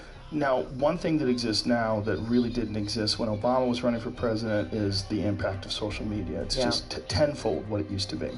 But with that also comes this reality that we're living in right now, where there's only a few companies that are controlling the discourse in this country. Yeah. I mean, you really have, essentially have Facebook, Google, YouTube, Twitter, and Facebook owns Instagram. That's right. And there's, you know, a couple other small ones, but that's the bulk of our discourse. Yeah. What concern do you have about these private companies controlling the vast majority of communication between people on social media? Yeah, it's extremely dangerous. It's extremely dangerous when you think about it, and there's a few things. There's, gosh, with Facebook and Google for that matter, you know, they can set their algorithms. Mark Zuckerberg with Facebook can set his algorithm to control what information is coming across our news feed in Facebook. What are the stories that we're seeing? Instagram, same thing. With Google, they can control when you punch in something, what are the first stories that you're going to see on the first page that pops up. When you think about that kind of power of influence that it has on the American people, literally being held within the hands of a couple of people unchecked and without oversight or transparency, it's incredibly dangerous. Let's talk about free speech. There's just been news recently about Facebook banning certain individuals from having Facebook accounts because of their speech. They disagree with the speech that they're using or the things that they're talking about, ideas that they're pushing forward. Unchecked. First Amendment rights going completely out the window. And the argument is they don't apply because it's a private company, right? Yes, but they're trying to get the best of both worlds. The fact that you know, they're claiming to say, hey, this is a free space for open communication for everyone. Right. While at the same time going and saying, actually, you know what, Joe, I don't like what you're saying about this, so we're going to ban you and whoever your friends are from this conversation. I think that's a big problem. It undermines our First Amendment rights. Well, then you look at privacy, the privacy concerns of all the information that they're collecting in Facebook from us, all the information that they're collecting from us with Google, and how they're monetizing that and selling or sharing that information with other people without our knowledge or agreement. That's the part, right? The agreement that most people didn't understand, that your data is a huge commodity. That's right. And we signed up for these things. I mean, who reads terms of service agreements? Yeah. Have you ever read one? Yeah. No. I've never read one of them. I just say, okay, yeah. all right. I start to get through like the first two paragraphs, like, okay. I hope it's not ugly. Hope there's nothing terrible in there. You know what I think back to? There is a South Park episode that is specifically about the terms and conditions. And I watched it a long time ago, but every time I see one of those things pop up, signing the terms and things, I'm like, oh man. Yeah. That was Cartman, right? Yes. Yeah, something happened with him. Yeah, we can't talk about it. But there's a thing that they're doing. There's a couple things they're doing, but one of the things they're doing with this, with your data, they find out what you're interested in. They find out what you're interested in engaging on. Yeah. And for many people, that's outrage. Mm-hmm. So for many people, it's the things that piss you off the most. Like if you have a real problem with Catholic priests getting away with having sex with little boys, you will think that that's happening every minute of every day all across the world because it's going to be in your news feed constantly because they know that's what makes you engage. Right. So your algorithm, the algorithm is your feed is going to be very different than my feed. Yeah. Because I engage on different things than you do. Yeah. And the problem with that is even if they're not calculating, if it's not on purpose, they're not trying to get people outraged. It's not like they're trying to rabble-rouse. But what they are doing is because they have an ad-supported model, they gravitate towards the outrageous because that's what people get excited about and that's what people make multiple posts about. Exactly. And that's how they make their revenue. Like It's a bad ad model. It's an ad model that inadvertently supports outrage. Yeah. And it makes people think the world's a worse place. And all of it. Yeah. And the tribal boundaries between the two sides on these issues are more tense, and you would think that discourse and the ability to freely communicate would kind of open that up and people would kind of understand each other better. But it's not happening. It's like, Twitter is a garbage fire all day long. It's just fire. Yep. Like you can't post anything about anything, and there's people just jumping on people, and it's a crazy thing that has happened that we gravitate towards the outrageous. Yeah. I don't think that should be rewarded financially. I think that's not. If this is just what people go to organically, that's one thing. But when you're cultivating feeds so that, or at least your algorithm is cultivating feeds so that people get pissed off, you're making the country a shittier place. Yeah. Like you're literally like making things worse. Yeah. Yeah. I mean, this is one of the reasons why I think a couple of things should happen. And I think his name is Chris Hughes, who co-founded Facebook with Zuckerberg. I saw that, yeah. Did you see his article? Yes. Calling for Facebook to be broken up? Yes, and which is crazy. Yeah. You hear about the person who founded it, and he's saying this is out of control. And that's the point right now, is seeing how powerful, as you said, guys like Mark Zuckerberg have become, and how out of control things are. Well, some of it just doesn't make sense. Like, here's one. They just banned Alex Jones. Yeah. Not only did they ban Alex Jones, but you can't talk about Alex Jones.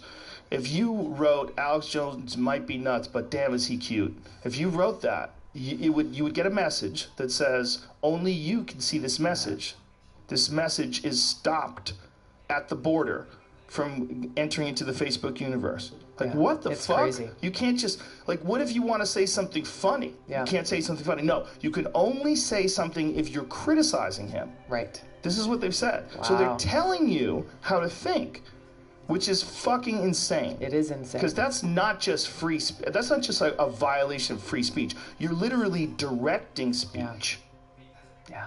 Like, that's insane. Yeah. So you're not even blocking people from doing something hateful or evil. You're blocking people from saying something that you disagree with. That's right.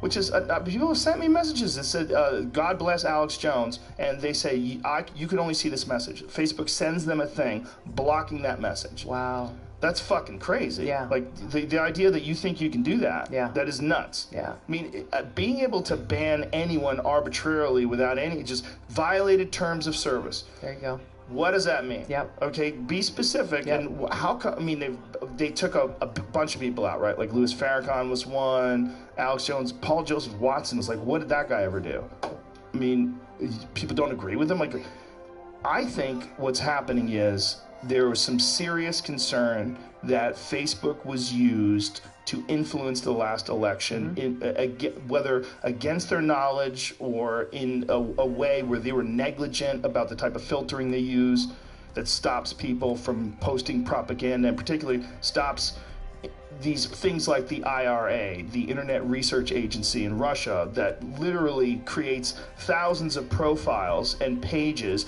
and they'll have a Black Lives Matter page that's just designed to fuck with cops, and then they'll have a pro-cop page that's just designed to fuck with Black Lives Matter. All they want to do is create anger, and they're doing this, engineering these arguments. I mean, this is 100% proven fact. Renee DiResta, who had been on my podcast, went over the details of how it's set up and how they do it, and the memes that they create. Like, this is an organized effort that they channeled through Facebook in particular, and then Instagram and a couple other social media sites. You know what's interesting about Renee? She worked for New Knowledge, right? I do not know. I think she was the director for New Knowledge. This company, New Knowledge, that the DNC has tapped as one of their, disinformation campaign experts and cyber experts, was the very same company that created false accounts and pretended to be Russian bots in order to influence a U.S. Senate election in Alabama. Yeah, I'd heard of that, right? That's something that she was not a part of, but it happened before her time. I don't know her. She was the director of research, it says. At New Knowledge, right. And that's post this happening, correct? I don't know. She sent me an email about it, because I questioned her about it after it happened. Yeah. And I don't think she's full of shit. Yeah. Well, I've never met her, but I know that company is one that is often cited as a so-called expert, and was a company that was cited to try to smear my campaign as somehow being an engine for the Russians or something like that, which to me again just points to, well, let's look at the so-called experts that you're citing in this company, New Knowledge, and the kinds of actions that they've been taking, the very same ones that they're criticizing others for doing. It's a dirty world out there. It's a dirty the Wild world. West in the internet. It is.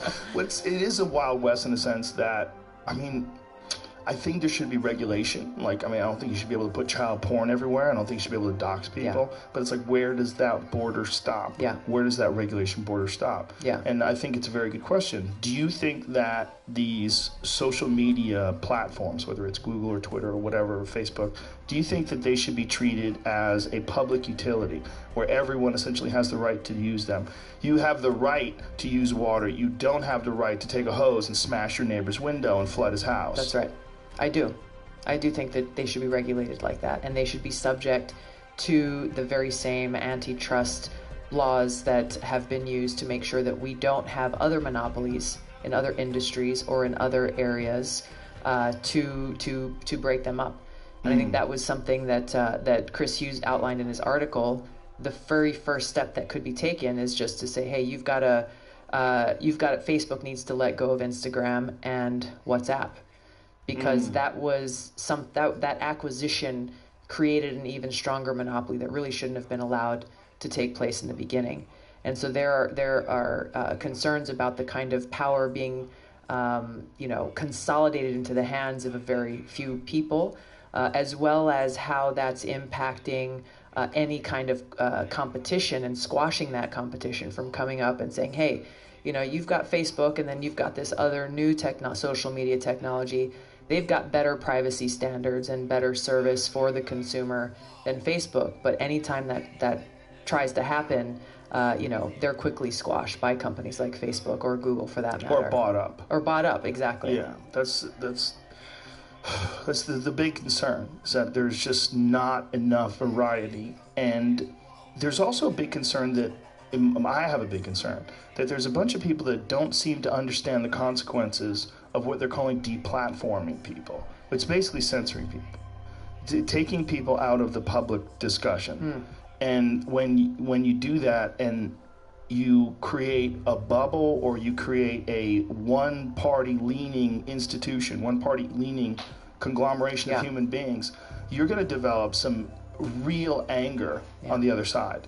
And it does the opposite of what you want it to do. What you want it to do is make the world a better place. Let's take some of these angry voices out of the mix and let's make the world a better place. It just makes them more angry. And encourage discourse. Encourage these kinds of conversations where you can engage with people who might have a different view on an issue or might have a different experience that they bring to the conversation, and to do so that actually helps increase the knowledge and understanding that we have.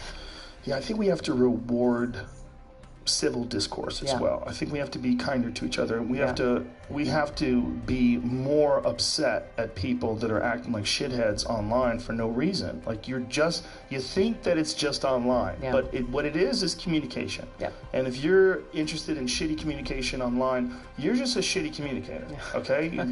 All this calling it being a troll and all this different thing, all these different labels that people put on to make it cuter and whitewash it. It's not good. It's not good for anybody.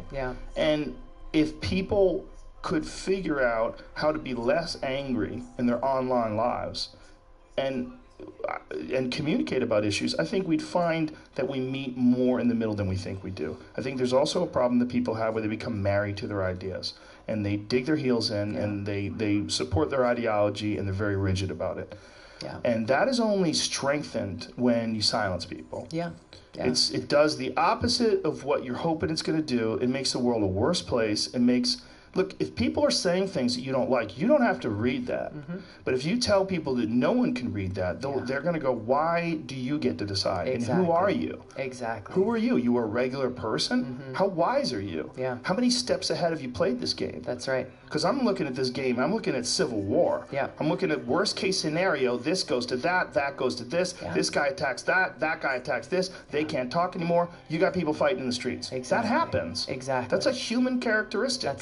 That's right, and that is where this path ends up. This path that we're on of this hyper partisanship, this extreme divisiveness, where it's either you're in my tribe or you're in the other tribe, and the arrows are pointed at each other without any willingness to, once again, let's just have a conversation. Let me hear where you're coming from, hear where I'm coming from. We can disagree without being disagreeable. We can even have a heated conversation in a debate. And I would say that what you're saying is patriotic. This is patriotic, and I think it's unpatriotic to be partisan. Because I think we're supposed to be on a team together.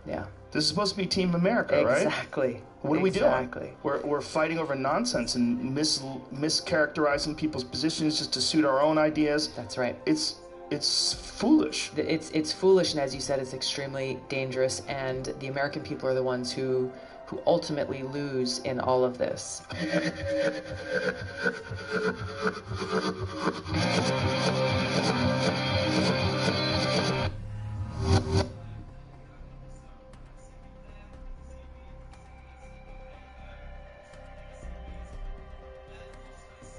Two, one, and we're back. What's up? How are you? We're back. Aloha. I'm good. Nice to be back here. When you first came here, you were thinking about running for president. Now you're out there. We're all in. It's happening. Yes. Are you nervous? No. Is it weird? No. No? Not at all. Out of it? Would you feel like this is like destiny? No. So how does it not feel weird? I'm on a mission. Oh. I'm on a mission. There's a lot of issues I think we're going to talk about why I'm running for president. But being out and connecting with people all across this country, bringing this message, really of ending these wasteful, destructive foreign policies that have been so costly on the American people for so long, costly on our troops, costly on our veterans, ending these wasteful regime change wars, ending this new Cold War and nuclear arms race, and taking the trillions of dollars that we've been spending on these programs and that we will continue to spend if the status quo is allowed to continue, and investing those dollars back into serving the people in our communities, serving the people of this country. Things like healthcare, education, infrastructure, protecting our environment, clean water. There's so much that we need to do. We've got limited resources to accomplish that. These are my favorite things that you talk about. My question is always, though, why do we spend so much time and money and at such a titanic human cost for these regime change wars? What do you think is the cause? Like, other than the obvious, if you have a dictator that's in place, there's an obvious outcry like Saddam Hussein post 9/11. Other than that, what is the reason why we invest so much time and energy into regime change wars, so much so that we've just accepted that this is a part of our gross economy? Like, if you're going to take all the money that the United States earns and all the money that goes to taxes, we just automatically put a gigantic chunk of that into investing in these wars in other countries. Blindly. Why is that? Almost, without any kind of it's a tradition. Real accountability. $6 to $8 trillion is what's estimated that's been spent since 9/11 alone on these regime change wars, without even taking into account what the cost will continue to be to take care of our veterans, those who have gone and fought in these wars and have come home dealing with visible and invisible wounds that they'll have to live with for the rest of their lives. Let's start back. You mentioned Saddam Hussein. I don't think it was necessarily an obvious outcry. Saddam Hussein and the toppling of his regime was done for oil, right? It was done for financial reasons. And the architects of that Iraq war sold it in the guise of, hey, Saddam Hussein is working with Al-Qaeda, those terrorists who attacked us on 9/11, and he's going to give them his weapons of mass destruction, both of which turned out to be false intelligence and lies that were sold to the American people, sold to soldiers, people like me, who believed what they said. I enlisted after 9/11, like so many people in this country, to go after the terrorists who had attacked us on that day, killing thousands of Americans. And they sold this lie for financial gain, for oil. You look at some of the architects of that Iraq war, guys like John Bolton, who today is President Trump's National Security Council director, and you look at what's happening in Venezuela. Almost the very same playbook being used, where they're selling this regime change effort, threatening to use U.S. military force to go in and topple a regime under the guise of humanitarianism, when in fact, and Bolton has said this on national television, that, well, we really want to make sure that American oil companies are able to go in and access that oil-rich country in Venezuela. So do you think that's why there's so much turmoil in that country right now? This is this battle over regime change because of the fact they want to control the oil? I think the U.S. coming in and trying to insert itself into what is happening in Venezuela is what is the problem. So they're doing that through very, very heavy sanctions. They're doing that through various means and threatening to use our military to go in and topple the regime there, rather than taking the approach that I would take as president, which is to recognize that the people of Venezuela, like people in other countries in the world, need to be the ones to determine their governance and their future. Just like we wouldn't want any other country to come in and threaten to use their military to topple our government or to tell us who should or shouldn't be the leaders in our country, we shouldn't be doing that in their country. There are serious issues that are causing a lot of suffering for the Venezuelan people. If we really want to be helpful, we should be a force to help move towards reconciliation and peace, rather than what this administration is doing, which is throwing fuel on the flames of a civil war that'll be devastating.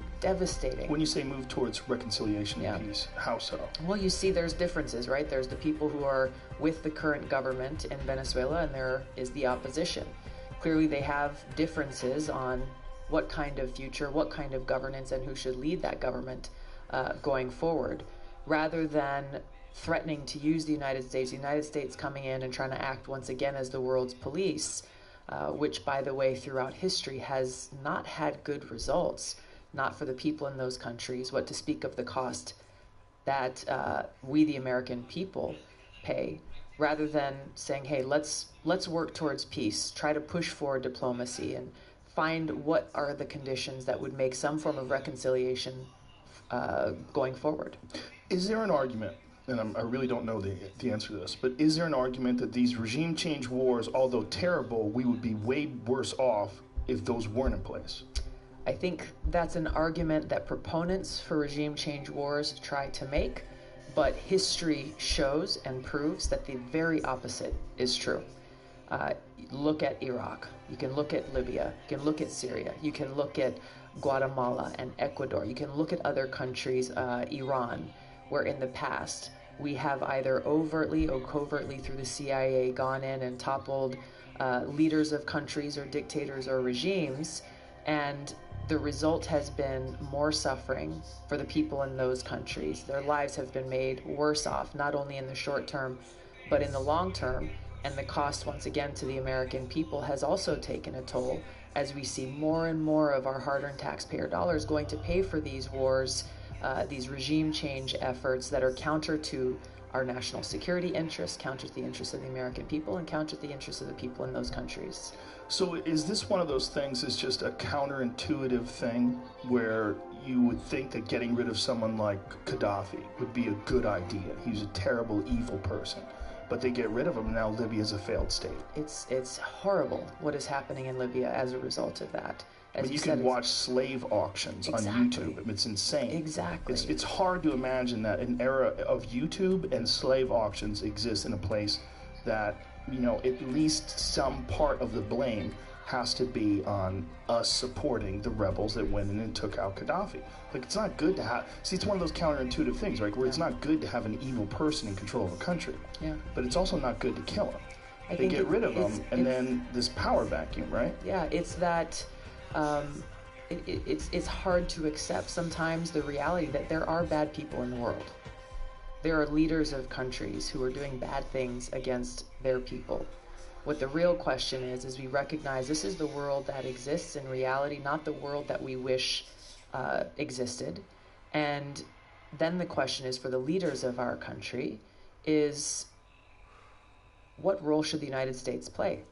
Does it make sense to try to act as the world's police as we have been for far too long, both as we look at what is in the best interest of the American people, what's in the best interest of our national security, as well as what impact will our actions have on the people in these countries? And with Libya, not only do we see strengthened terrorist groups, there are terrorist groups all over Libya now, failed state. The Libyan people are suffering now far more than they were before, but we see the ramifications of that in countries like North Korea, where, again, John Bolton and the Trump administration is talking about using the Libya model with North Korea as we work towards this objective of denuclearizing the Korean Peninsula. One of the leaders in the North Korean government just said the other day, the United States government is talking about using the Libya model with North Korea to get them to get rid of their nuclear weapons. They don't want to end up like Libya or Iraq, where in Libya, as you remember, the United States went in and told Gaddafi, hey, get rid of your nuclear weapons program, and we're not going to come after you. And he did. He got rid of it. And what happened? A very short time later, the United States and other countries went in and took him out. So that action and that decision and that policy is directly undermining our national security and our efforts to make us and the world more safe to denuclearize the Korean Peninsula. So would the argument for regime change wars being that, would it be that if we didn't go over there and if we didn't have a military presence and we didn't make them fight against us, that they would somehow or another gain more power and we would deal with this evil superpower? Is this like the worst case scenario for the pro-interventionist foreign policy? I wouldn't even go that far. I mean, the argument that's made by people who are advocating for these regime change wars is we've got to do something to help people who are suffering. That's generally the argument that's made. And they sell this to the American people knowing that, hey, we have good hearts and we want to help people if we can. But what they fail to do is to tell the truth and be honest about what they are hiding behind this guise of humanitarianism. I mean, if you look at Saudi Arabia, for example, and you look at the kinds of atrocities that theocratic dictatorship is conducting against its own people, decapitating LGBTQ people, persecuting religious minorities, being the biggest propagator of this most extreme intolerant ideology of Islam that is fueling terrorist organizations like ISIS and Al-Qaeda, waging a genocidal war in Yemen, killing tens of thousands of people, that murder of the journalist in Turkey. The list goes on and on and on. Yet, what are we hearing from leaders in our government, both Democrats and Republicans? Saudi Arabia is a great ally of the United States. But then you look at what's happening in Venezuela. Ready to launch our military to go in and take out another dictator. Ready to go in and launch our military, ready to go and wage a war against Iran. So this is evidence of the hypocrisy that exists between those who are waging regime change war in some countries, by the way, usually countries that don't have nuclear weapons, and usually countries where they have some other underlying interests and ulterior motive, which is not helping the people of those countries.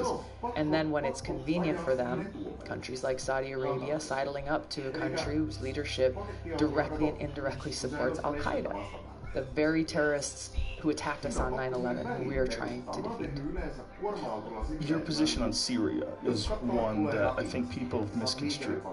Why don't you tell me? That's putting it nicely. That's trying to put it as nicely as possible. Yes. They've actually said that you are an Assad supporter. I know this is not correct, but is that one of those things where people just say that in order to sort of diffuse you, to categorize you as a ridiculous person right off the bat, where no one can take anything else you say seriously? Yeah, it's the usual tactic of trying to smear or vilify me and my campaign and what I'm advocating for, because they don't want to engage on the actual issue itself that I'm pointing out about how devastating and costly their policies are of continuing to wage these wasteful regime change wars, of choosing to support terrorist groups like Al-Qaeda in Syria, directly in Syria, because they are the most powerful force on the ground who's fighting to take out the regime, Assad's government. So they're so focused on toppling this government in Syria that they're willing to actually use taxpayer dollars to provide direct and indirect support to Al-Qaeda terrorists in Syria. When you think about how crazy this is, it makes me angry. I think it makes most people angry. It's why I introduced legislation called the Stop Arming Terrorists Act. Why we would need to have such legislation is beyond me, but clearly we do, to make it so that we don't have any taxpayer dollars going directly to provide any kind of arms or support or anything to terrorist groups like Al-Qaeda, but also to make it so that we're not providing support indirectly through countries like Saudi Arabia, who are providing that support to terrorist groups. So what has been said of you about Assad and your position on Assad that's just been an outright lie? Virtually everything. I mean, I'll just tell you what happened. I went to Syria to meet with Syrian people, to hear for myself from them about what was happening there. While there, I was offered the invitation to meet with the president of Syria, and I took it, because I think it's important for us to have the courage to meet with leaders, whether they be friends or adversaries or potential adversaries, if our focus is on national security and on peace.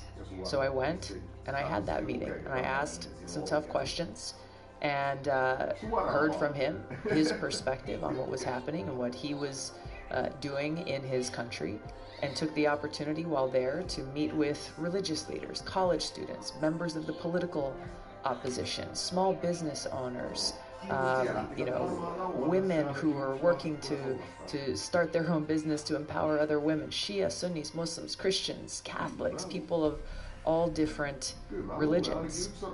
It is because of that and that meeting and my staunch opposition to regime change wars in Syria and in other countries that political opponents and others have chosen to try to smear me, my reputation, and my campaign, and to label me, as you said, you know, she's a supporter of this dictator. Well, if that's true, then anyone who opposed the Iraq War is a Saddam Hussein lover, is a lover of dictators and loves Saddam Hussein.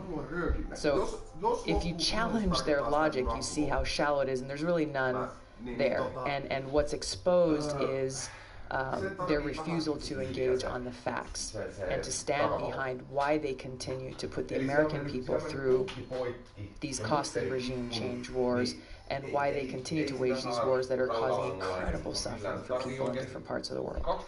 It also, when you're having these conversations, which are incredibly important globally, when you choose to distort people's positions like this, you're not helping anybody. No. You're making the whole thing more confusing. Yeah. So for someone like me who's on the outside, excuse me, and that has to watch all this go down, I have to go, well, why do you have reasonable people that make inaccurate statements about someone because they feel like if you do not refuse a meeting with Assad, there's something wrong with you, right? Like, to not want to be in the presence of this person. Yeah. Yeah, I mean, there's so much hypocrisy around this. You know, a lot of these people are the same people who applauded President Obama when he first ran for president in 2008, when he caused some controversy at that time, saying, yes, he would meet with the leader of Iran without preconditions, that he would meet with leaders of other countries in that pursuit of national security and peace.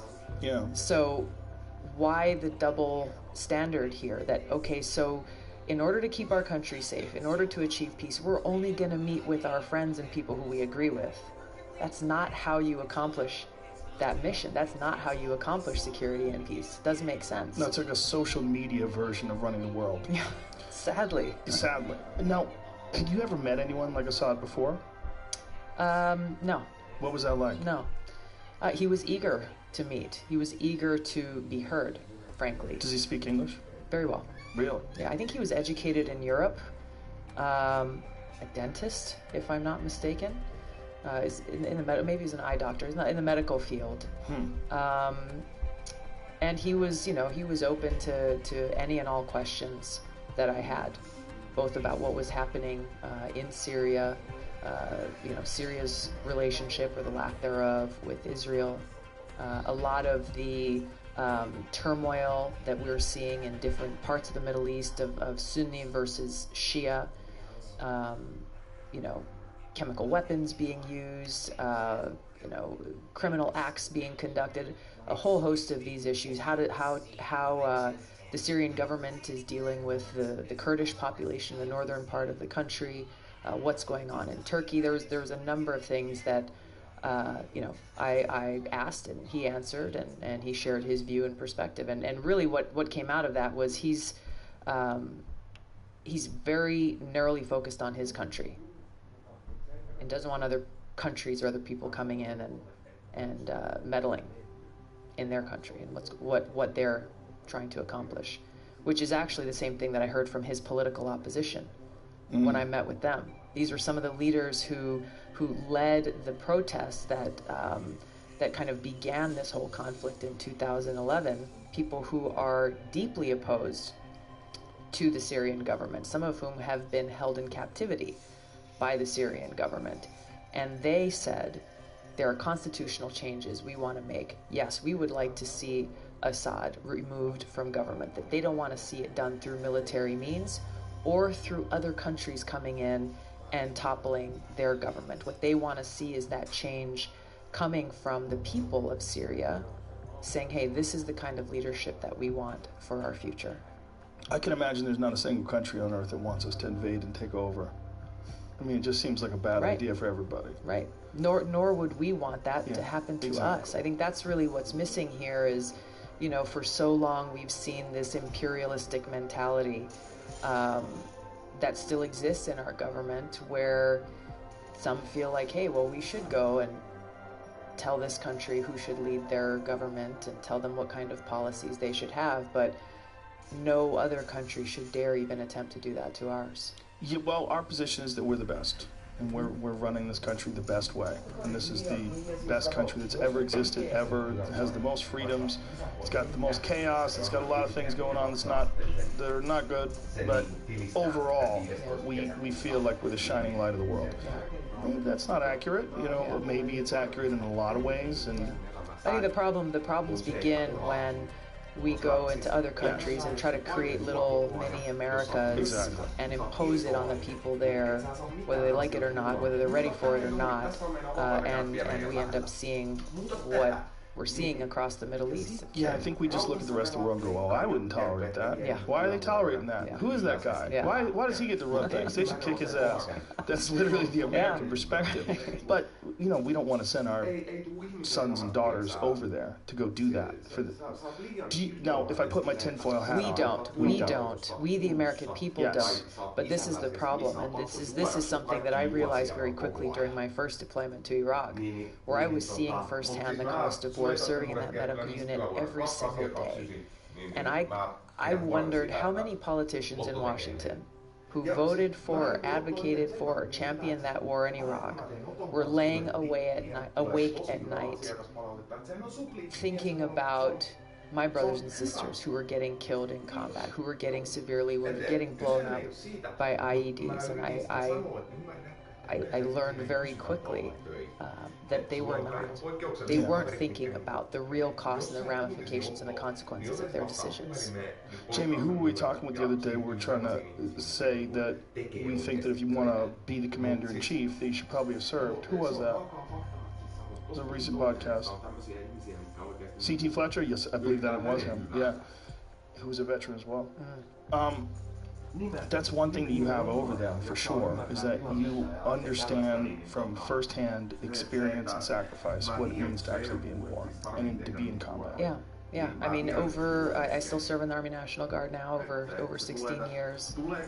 I've deployed twice to the Middle East, and coupled with my experience in Congress, serving over 6 years on the Foreign Affairs and the Armed Services Committees, working intimately on these issues related to national security and our foreign policy, meeting with leaders of different countries in the world. It is these experiences and the understanding that I've gained from them that best equip me to walk into the Oval Office on day one, ready to do the job of President and, most importantly, Commander-in-Chief. What hurdles are you encountering that you didn't expect? A lot of what's happening are things that we kind of did expect. The smear campaigns, the misinformation campaigns. Do you think that someone's doing this on purpose, or do you think this is team mentality in action, where people are supporting a particular candidate and they look at you as being competition of that candidate? Like, what do you think is happening? I think it's probably a combination. I'm challenging the establishment, challenging the status quo, challenging the foreign policy establishment, and challenging the political establishment in calling things as I see them, calling it straight, and speaking the truth, whether that be calling out leaders within my own party or leaders of the other political party. And, I think that strikes fear in a lot of people who are uncomfortable with it at a minimum, and who are concerned because when we the people rise up and say, hey, what's really going on here? We're calling out self-serving politicians in Washington from both political parties who are putting their own political interests or the interests of their party ahead of the interests of the people, or they're putting the interests of whatever greedy corporation and their lobbyists is writing the biggest checks to their campaigns ahead of the interests of the people. So the more this awareness comes out, the more people stand up and speak out and say, hey, this is unacceptable. This is unacceptable. Then it's threatening that very power base that they And have thrived and lived off of for far too long. We should talk about how you fund it too, just so people understand your position. Yeah. So People-powered campaign. We take no PAC contributions, no lobbyist contributions. Every single dollar that comes to my campaign for president is coming from individual people across this country, whether it's $1 or $1,000, people who are giving whatever they can and joining this movement. There's a great joke, I think it's from Dennis Miller, I hope I'm not misquoting it, but he was talking about how politicians wear patches in their jackets like NASCAR drivers. Seriously. That is. like you should have to know. Seriously. Yeah, so what you have those disclaimers there.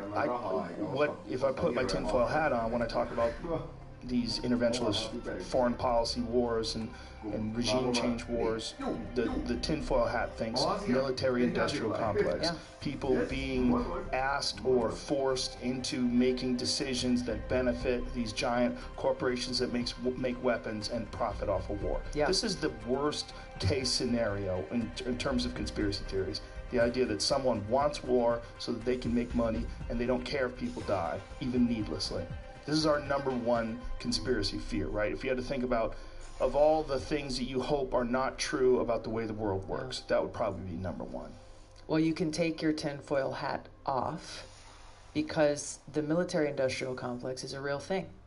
This is something that President Eisenhower talked about. Which is an amazing speech. Amazing speech. His last speech as President of the United States, of all the things that he could talk about, he chose to focus on the military-industrial complex. Should we play that right now? It is. I feel like we should play that. Yes, just because absolutely. It's play so, that clip. It's so crazy, and most people have never heard it before. And you hear about the term military-industrial complex, and one thing that has been done that's really interesting is the word conspiracy has become a dirty word. Yeah. And that dirty word, or a word that's it's easy to make something silly by calling it a conspiracy. Yeah. Even though there are times where people conspire to do things. That's right. I mean, that's why that word exists. I mean, it's not like people don't make plans to do things that are illegal. Yeah. Of course they do. That's why the FBI is around. Yeah. But this is from the National Archives, and this was Eisenhower's speech as he was leaving office. With a message of leave-taking and farewell. 1961. Did not get very much attention. When a new Oh, president... who is this guy? Jamie, you picked up the wrong version. Son of a bitch. I'm sure there's an actual version of it. Here we go. January 17th, 1961. Back when everything was black and white. The President of the United States. Good evening, my fellow Americans. We now stand 10 years past the midpoint of a century that has witnessed 4 major wars among great nations. This is a bad one too, Jamie. Son of a bitch. While he's looking for the right clip, I think what he's most just going to people play don't music know, in the background. That's all it's going to do. what most people don't know is that his first draft of that speech said Congressional Military Industrial Complex. Whoa. And somewhere between the draft and the speech that was delivered, he took out that word congressional. But he was directly connecting those dots. Whoa. That some may say, oh, well, that's just a conspiracy theory, but he was connecting those dots with the influence that the military-industrial complex has on leaders in Congress who are making decisions about how our money is spent and where our troops are sent off into battle. Congressional military-industrial complex. Wow. I need extra foil. Get you a new box. It's crazy how they couldn't keep the camera steady back then either. Someone else's voice. Here it goes. Good evening, my fellow Americans. Just skip ahead a couple seconds here. A vital element in keeping the peace is our military establishment. Our arms must be mighty, ready for instant action, so that no potential aggressor may be tempted to risk his own destruction. Our military organization today bears little relation to that known of any of my predecessors in peacetime, or indeed by the fighting men of World War II or Korea. Until the latest of our world conflicts, the United States had no armaments industry. American makers of plowshares could, with time and as required, make swords as well. But we can no longer risk emergency improvisation of national defense. we have been compelled to create a permanent armaments industry of vast proportions. Added to this, 3.5 million men and women are directly engaged in the defense establishment. We annually spend on military security alone more than the net income of all United States corporations. Now, this conjunction of an immense military establishment and a large arms industry is new in the American experience. The total influence, economic, political, even spiritual, is felt in every city, every state house, every office of the federal government. We recognize the imperative need for this development, yet we must not fail to comprehend its grave implications. Our toil, resources, and livelihood are all involved. So is the very structure of our society. In the councils of government, we must guard against the acquisition of unwarranted influence, whether sought or unsought, by the military-industrial complex. The potential for the disastrous rise of misplaced power exists and will persist. We must never let the weight of this combination endanger our liberties or democratic processes. Okay, we should take nothing for granted. You can listen to the rest of the speech if you want to online, but it's very chilling. Yes. Because this is the sitting president leaving office, and this is what he wants to tell people. And a soldier. Yes. He's a guy who had military experience. He's a guy who saw firsthand wearing the uniform and then serving as commander-in-chief. And this was his final warning to the nation. The military companies are like most companies. They always want to grow. Companies seek infinite growth. They constantly seek better quarters. Every year they want to make more money than they did last year. That's what they're doing. They're in the business of making money. They're not just in the business of creating things. They're creating things for profit. That's right. And they're going to have a little wiggle room, and especially with politicians. Politicians that are in their pocket, and they've spent millions of dollars helping them along the way. Yeah. And they're gonna help each other. Yeah. And this long history of helping each other. That's right. That's I mean, you see that very directly through contributions that are being made to politicians by different defense contractors and the corresponding votes that are then taken. But you also see this corruption that's happening before our very eyes, happening within places like the Pentagon, where you either have people in uniform or civilians who are working in contracting, for example, in the Pentagon, laying the groundwork for writing up these contracts, major multi-billion-dollar contracts with these big defense contractors, and then lay down the uniform, or you retire from service, either as a civilian or in the military, and then you turn around, leave that door, and walk into another door working for the very same contractor that you just wrote the contract for. Yeah. This is happening. This is what we need to change when we're talking about both campaign finance reform, but also reforming this kind of corruption, this revolving door that's happening in different parts of our government. You see it happening in Wall Street too. Yes. The SEC regulators, people are supposed to be regulating Wall Street, are coming from Wall Street and then going back to Wall Street to work for the very same companies that they were supposedly just charged to regulate. This is a big problem that we've got to fix. Yeah, there's a fantastic documentary on that called Inside Job. I don't know if did you see it? Yeah. It's amazing. Yeah. You see when he's confronting these guys who are professors who then go and take these jobs and make millions of dollars with the very regulations that they help put into place. That's right. And it's happening with foreign policy as well. When you look at who are the main people who go and testify in front of Congress, coming from think tanks, very well-known think tanks, global think tanks that specialize in foreign policy.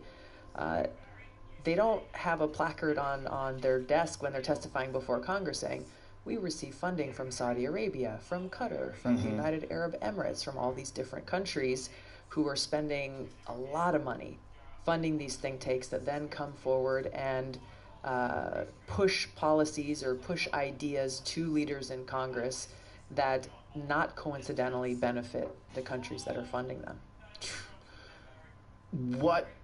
What could be done to stop that, other than someone like you getting into power? Well, and what could you do once you get in there? I think two things. I mean, obviously, as president and commander-in-chief, you set the tone for the kind of leadership that we have in this country that will put service above self.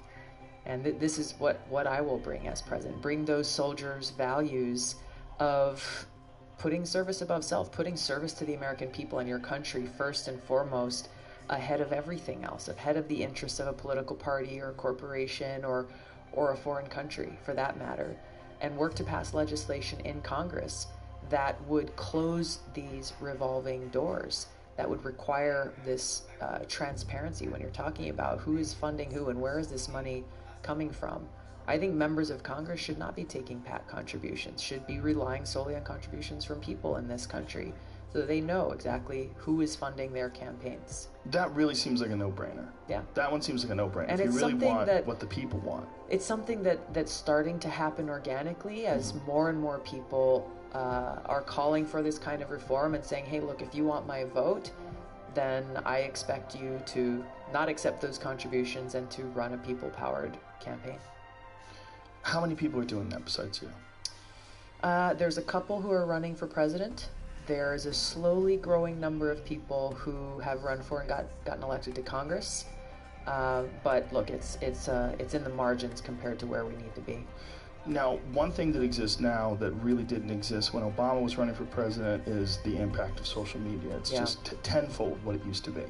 But with that also comes this reality that we're living in right now, where there's only a few companies that are controlling the discourse in this country. Yeah.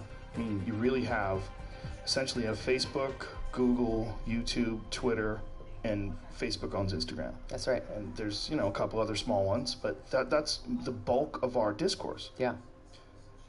What concern do you have about these private companies controlling the vast majority of communication between people on social media? Yeah, it's extremely dangerous.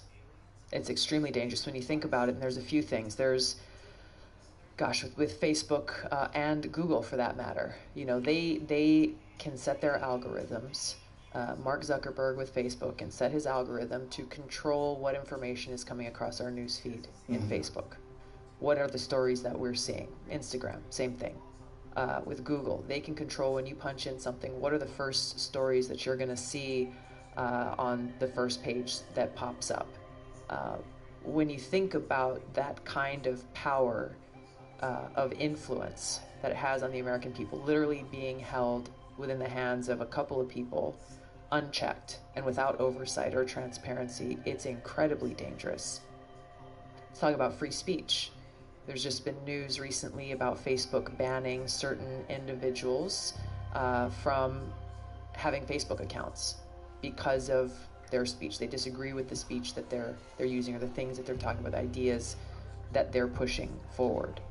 Unchecked. First Amendment rights going completely out the window. And the argument is they don't apply because it's a private company, right? Yes, but they're trying to get the best of both worlds. The fact that they're claiming to say, hey, this is a free space for open communication for everyone. Right. While at the same time going and saying, actually, you know what, Joe, I don't like what you're saying about this, so we're going to ban you and whoever your friends are from this conversation.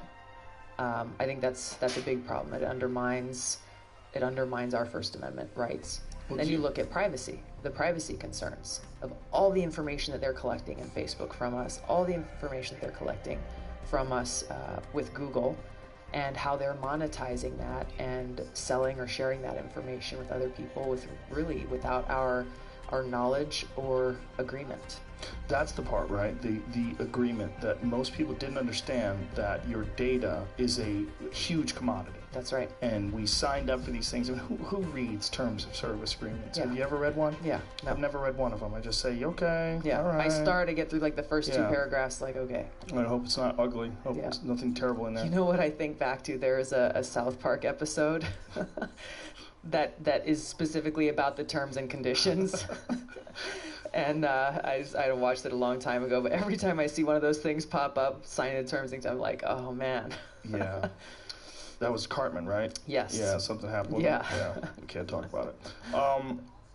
But there's a thing that they're doing. There's a couple things they're doing, but one of the things they're doing with this, with your data, they find out what you're interested in. They find out what you're interested in engaging on. Yeah. And for many people, that's outrage. So for many people, it's the things that piss you off the most. Like if you have a real problem with Catholic priests getting away with having sex with little boys, you will think that that's happening every minute of every day all across the world because it's going to be in your news feed constantly because they know that's what makes you engage. Right. So your algorithm, the algorithm is your feed is going to be very different than my feed. Yeah. Because I engage on different things than you do. Yeah. And the problem with that is even if they're not calculating, if it's not on purpose, they're not trying to get people outraged. It's not like they're trying to rabble-rouse.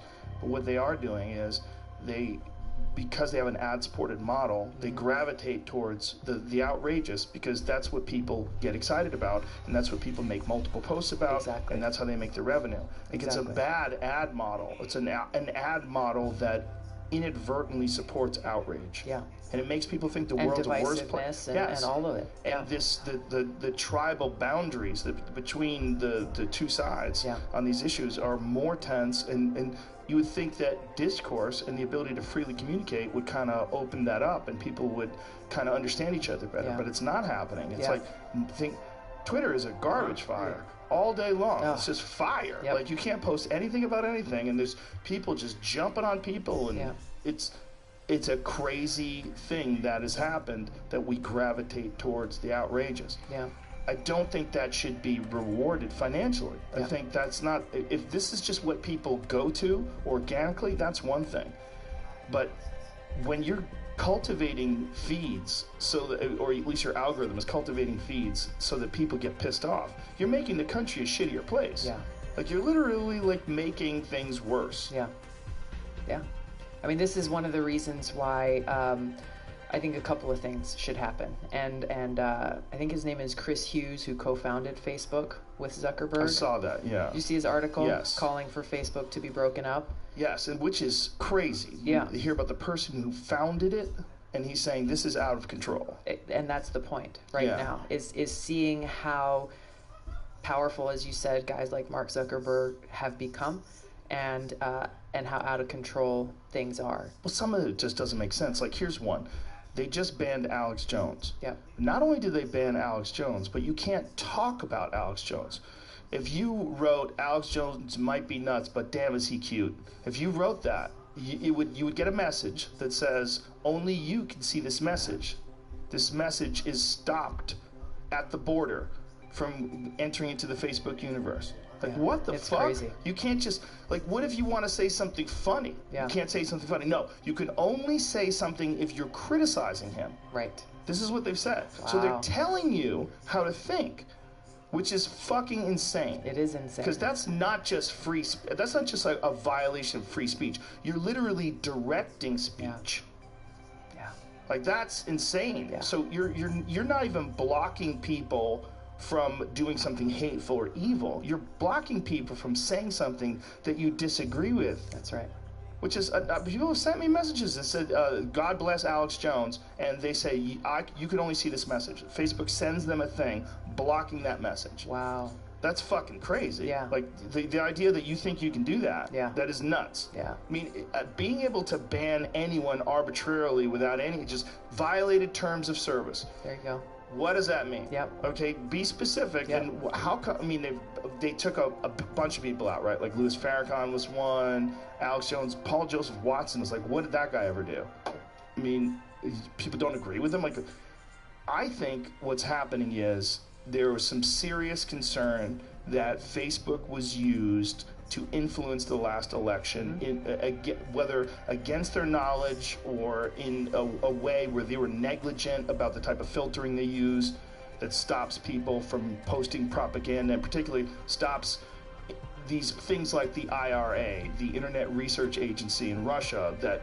literally creates thousands of profiles and pages, and they'll have a Black Lives Matter page that's just designed to fuck with cops, and then they'll have a pro-cop page that's just designed to fuck with Black Lives Matter. All they want to do is create anger, and they're doing this, engineering these arguments. I mean, this is 100% proven fact. Renee DiResta, who had been on my podcast, went over the details of how it's set up and how they do it, and the memes that they create. Like, this is an organized effort that they channeled through Facebook in particular, and then Instagram and a couple other social media sites. You know what's interesting about Renee? She worked for New Knowledge, right? I do not know. I think she was the director for New Knowledge. This company, New Knowledge, that the DNC has tapped as one of their, disinformation campaign experts and cyber experts, was the very same company that created false accounts and pretended to be Russian bots in order to influence a U.S. Senate election in Alabama. Yeah, I'd heard of that, right? That's something that she was not a part of, but it happened before I don't know time. her. She was the director of research, it says. At New Knowledge, right? And that's post this happening, correct? I don't know. She sent me an email about it because I questioned her about it after it happened. Yeah. And I don't think she's full of shit. Yeah. Well, I've never met her, but I know that company is one that is often cited as a so-called expert, and was a company that was cited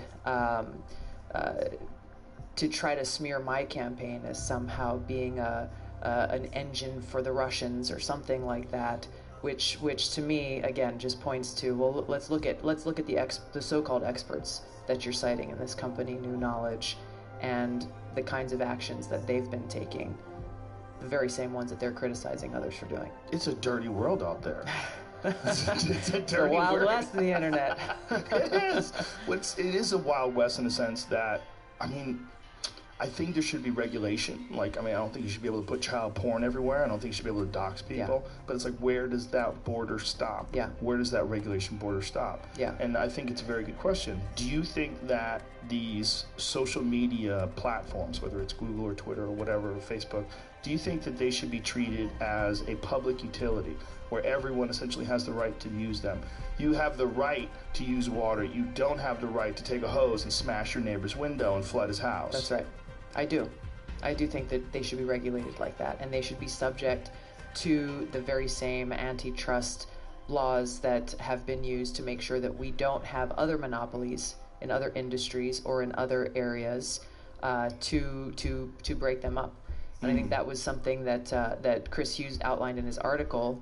The very first step that could be taken is just to say, hey, Facebook needs to let go of Instagram and WhatsApp, because that acquisition created an even stronger monopoly that really shouldn't have been allowed to take place in the beginning.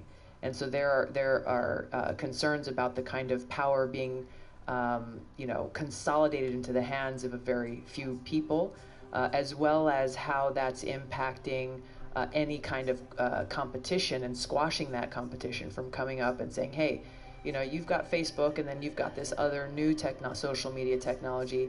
They've got better privacy standards and better service for the consumer than Facebook. But anytime that tries to happen, they're quickly squashed by companies like Facebook or Google, for that matter.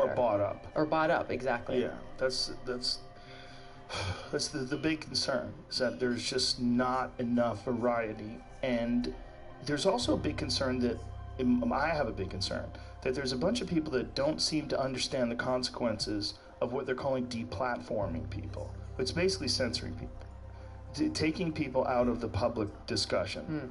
And when you do that and you create a bubble, or you create a one-party leaning institution, one-party leaning conglomeration of human beings, you're going to develop some real anger on the other side.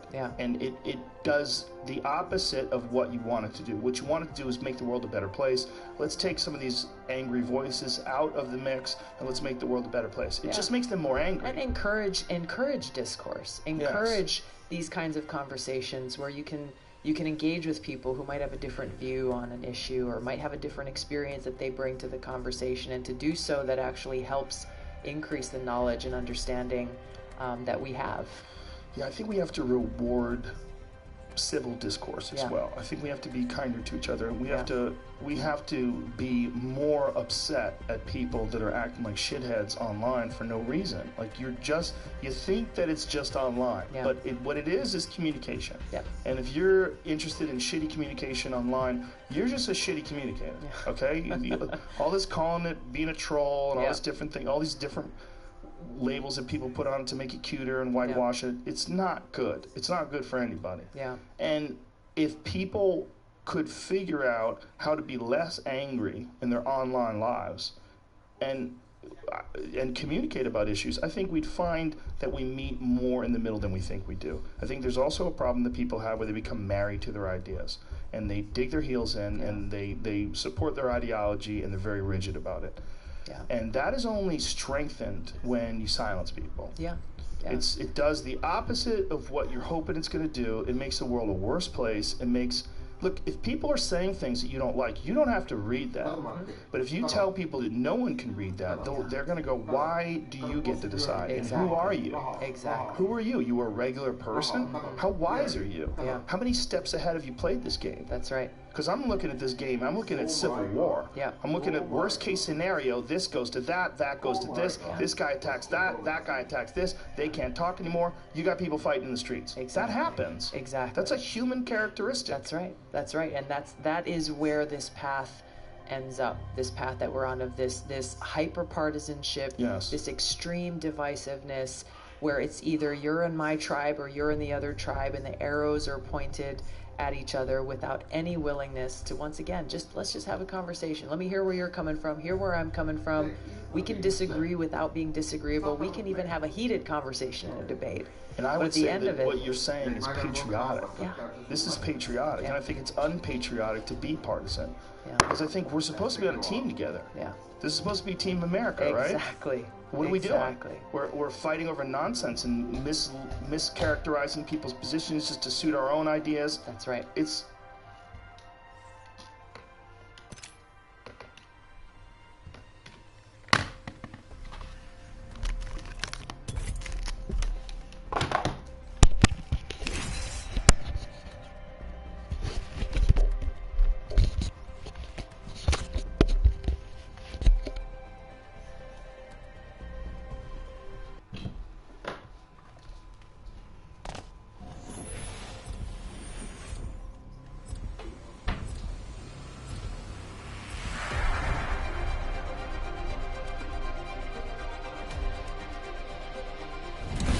To watch your back, brother.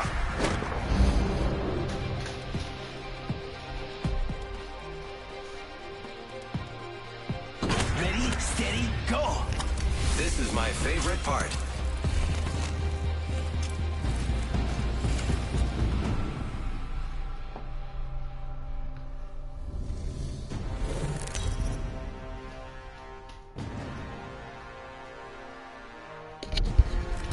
Introducing your champion.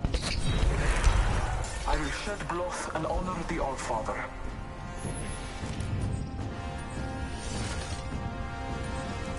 This is boring. I'm going that way. Let's land here. No.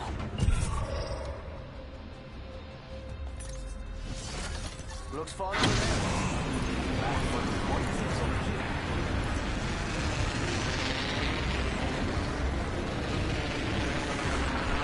This might be the place to land. Here we go. It's a long drop. Fun. I saw someone, and I know what they're doing. Let's go over here. I'm going over here. Let's explore this way. Sorry, bro. No. Heavy ammo here. Frag grenade here.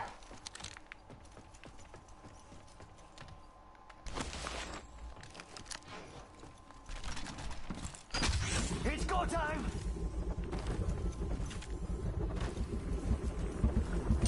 Loot take here.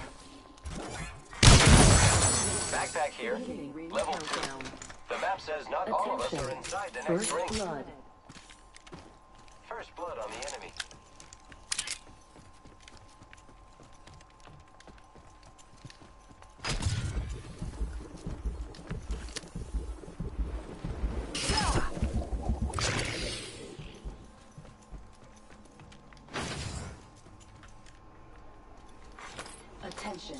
There is a new kill leader. New kill leader? Show off. I say we move this way. No. No way, Jose.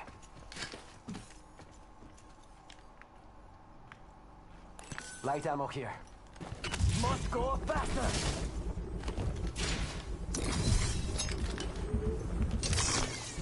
Hey, I'm getting shot! Reloading. Reloading. Took out the whole squad.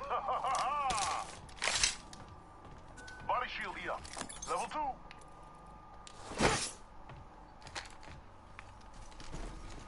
Repairing.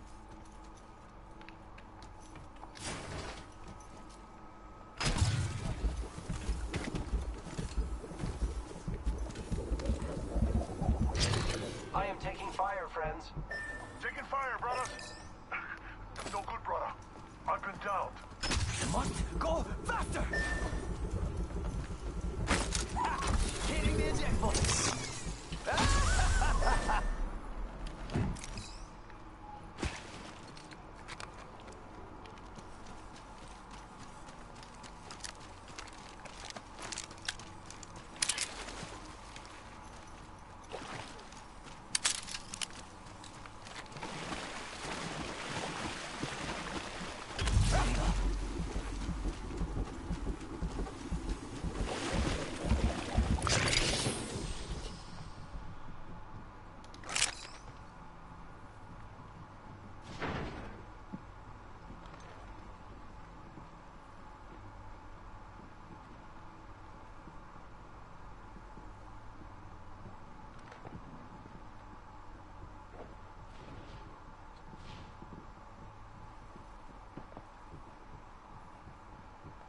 We got trouble, really close.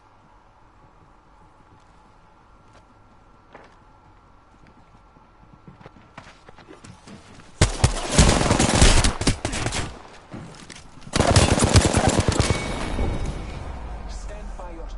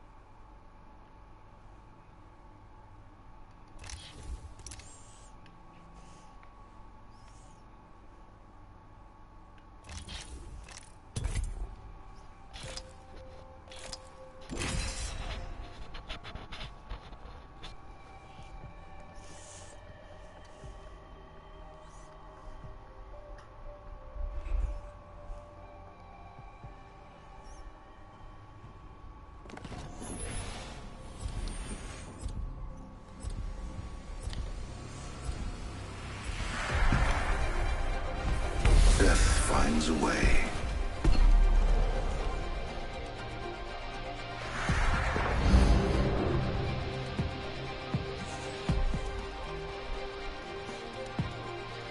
Let's go for a ride.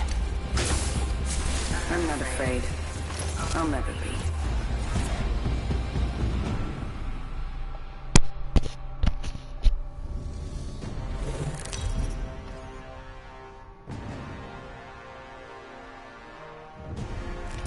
Introducing your champion.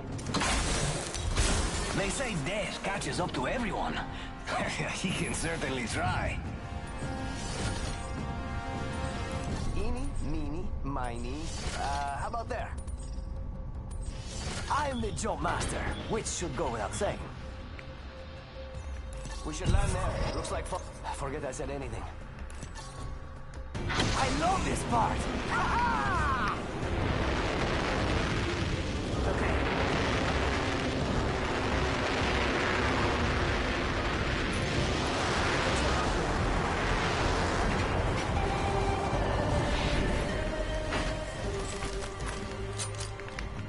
Ready, set, go!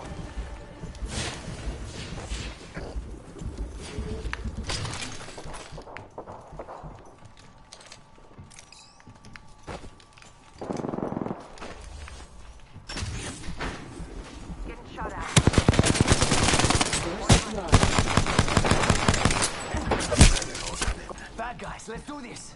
Placing sensors. Hardpoint delivered. Reloading. Got trouble here. My vision is clear.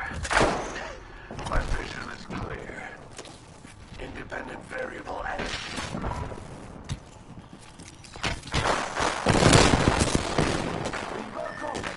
Making contact with enemy. Contact.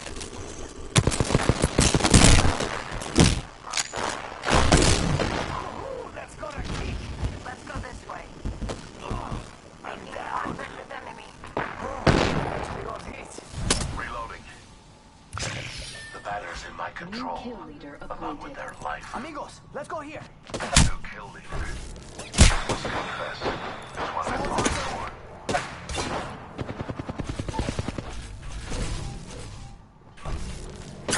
Placing an independent variable. Placing gas trap. Enemies right here. You are fortunate we are on the same team. Heads up, we're not alone. Taking fire. Reloading. Reloading.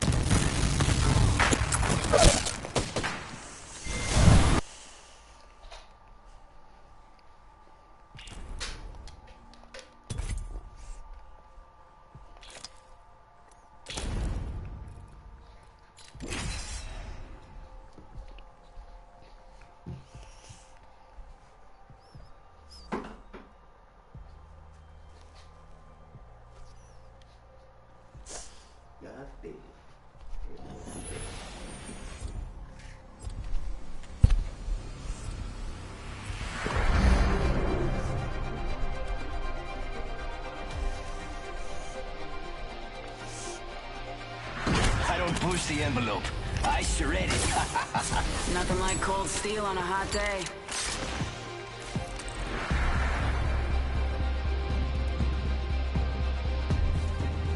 Yeah, I'm ready for this. I'm so ready for this. I am extremely ready for this.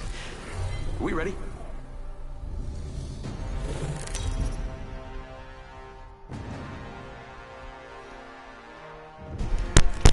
Introducing your champion.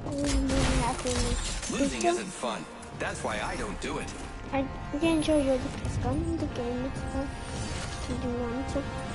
I'm going to check over there. You have fun, amigo. I'm going over there. Yeah, I'm not going over there. You can go wherever you want to. Let's touch down here. Thanks, dude. I'm going to check it on the video now. I'm literally making a video like this. I'm going over there to that location. Bye. I wouldn't want to go over there. I just have the RX on. That's the only thing I have on me. Guys, you know there's a gun here, do you? Mira, Eva shotgun here. Oh, I have an attachment for it. Yeah, attachment. Looking for supplies here. Yeah, for supplies. Backpack. Alternator here. Mozambique. That's for you guns. We're all over the map. Guys, that's for you guns. Why do I have good attachment? Did I just not pick up that attachment? Okay, that's bad. No, this is not a good one. It's go time. These are my speed thing. Did I pick up all that? Shots fired, and they're hitting me. Opening fire. Target's right in front of me. Don't look at him. Wait. New kill leader. Call him if you spot him. Just us now. Gotta watch each other's back. Body shield here. Level 1.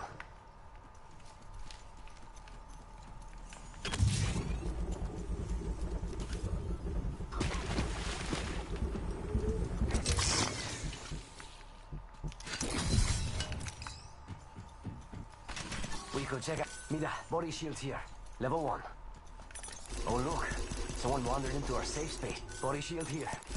Hey amigo. Ah, scrap. Mira, body shield here. Level 1. Enemy real good. Body. Oops. What do you think is over here? Hostile. Danger close. Enemy in sight. Let's reposition here.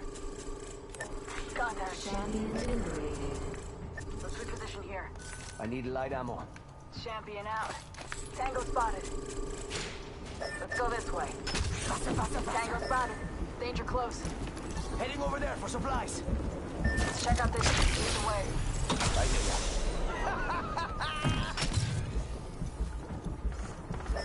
Target over there.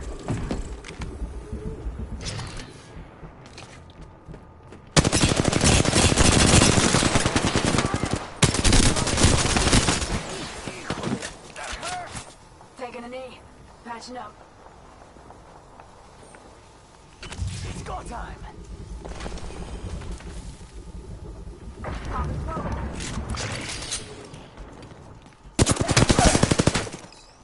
Down the wall. Yeah! Enemies right here. Oh, that wasn't your light flashing before your eyes. That was me.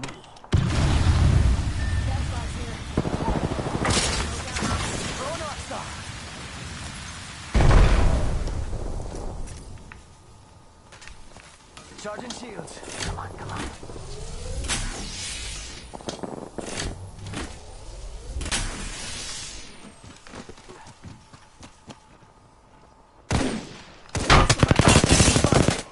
Lead.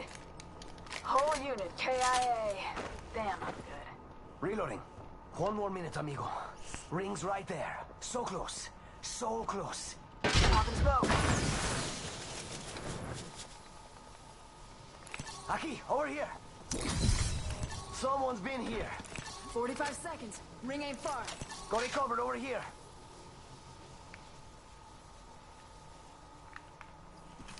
Half the squads are live. Watching this spot. There is a new kill leader. Watch your 6. Rings. Got my eyes on this sector. Hey, mira, we got some enemies right here. It's go time. Reloading. I just dusted an entire unit. Hell yeah. 10 till ring closes.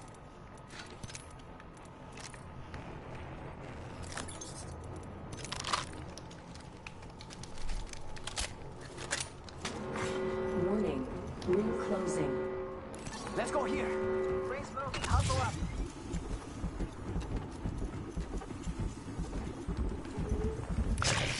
Ha! Hitting the eject button. Must go faster! Raiding here. Shotgun ammo here. Compadres, heavy ammo here.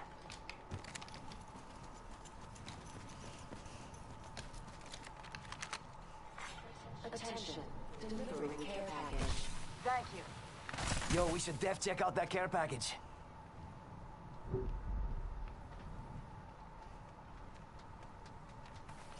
Faster, faster, faster!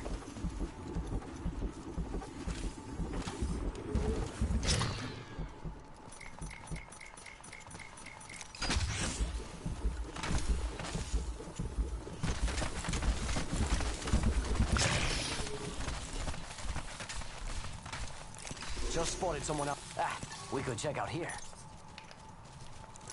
Might be good stuff over there. I'll be quick.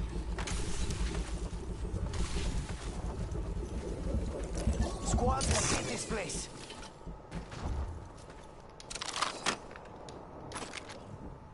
R301 here.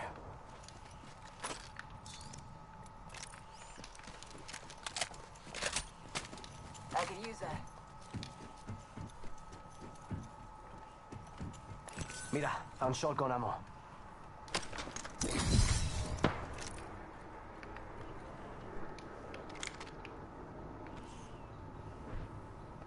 Enemy spotted. Way out there, like little cucarachas. Enemy spotted. Way out there, like little cucarachas. Throwing jump pad. Must go faster.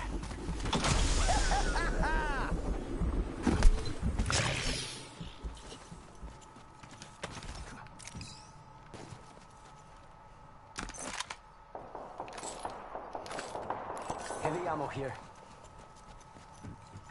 Phoenix kit here. Extended light mag here. Level 3. We got trouble. Really close. Let's go over here. Mira, someone's out there. I'm gonna run around here and see what supplies I can find. Round 2. Beginning ring countdown. We're inside the ring. Got the positional advantage.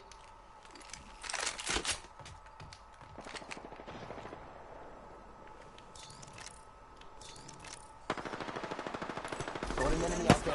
Yes. Heard that. Gonna attack that spot. Oops. We can check out here. Mira, someone's out there. They're far. Oops, never mind. What do you think is over here? Let's go over here.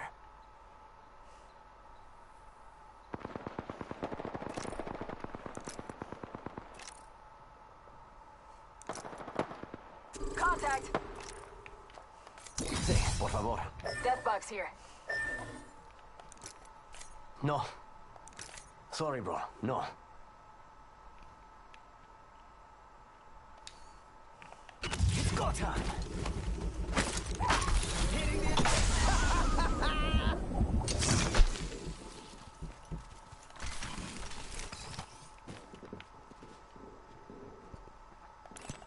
Got company, and they're not here to sell me chickens.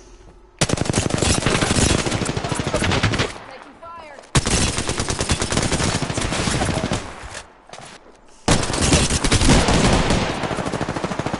No bueno.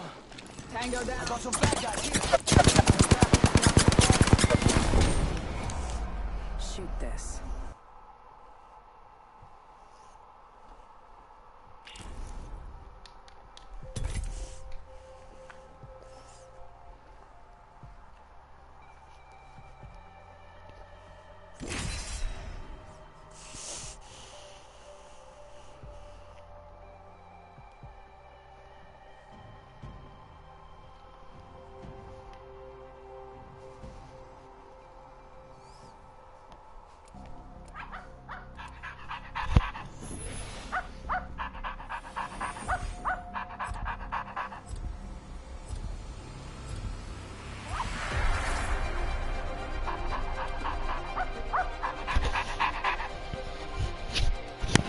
Come on, what are you waiting for? Let's do this.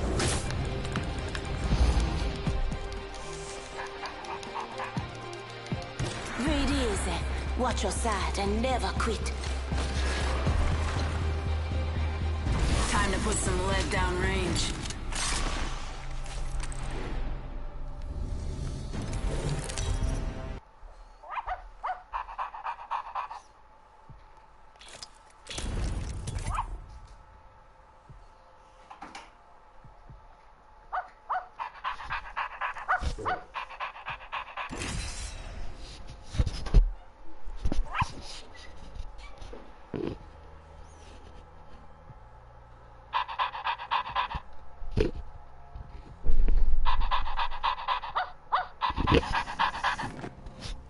Oh, did you pick the new character rival?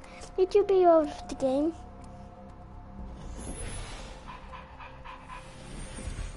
Did you know what the guys do to pretty bad characters? Well, he's a bad character. This game, don't ever, I will never be him. Break a leg. Mine Mine are made of steel. He's still the baddest character. This is my favorite part. Death is not That's mercurial. not a legendary It's patient, thing. unlike life.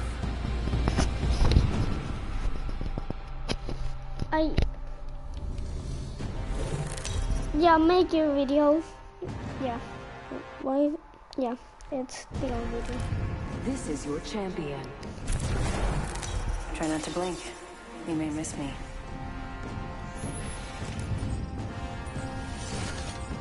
Let's go over You there. have fun, amigo. I'm going over there. I'm going over there.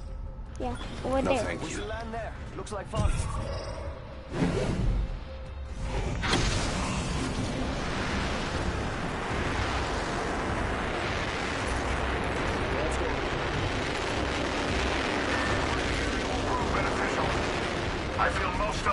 Sorry, no.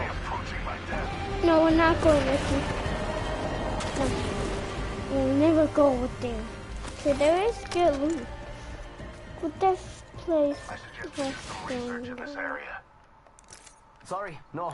Arkstar here. Yeah, already landed before you.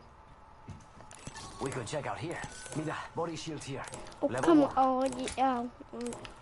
Why is it going? Mutant was different. Pretty good for that thing. I don't even have a gun yet. I only have explosions. Round 1. Consult your maps. We're spread out. Not all of us are in the ring.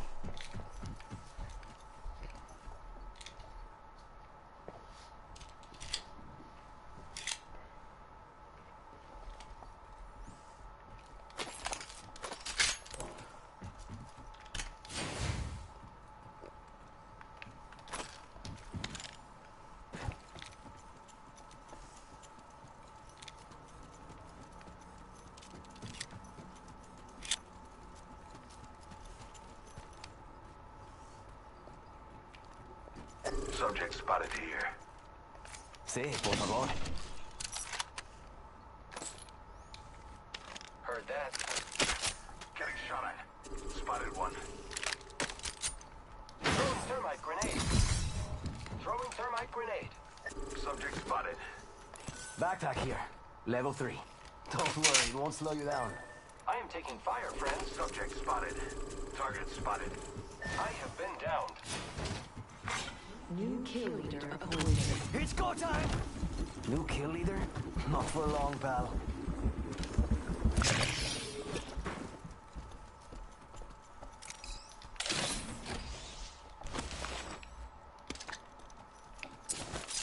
Arkstar! Fire in the hole! Frag out! Grenade out!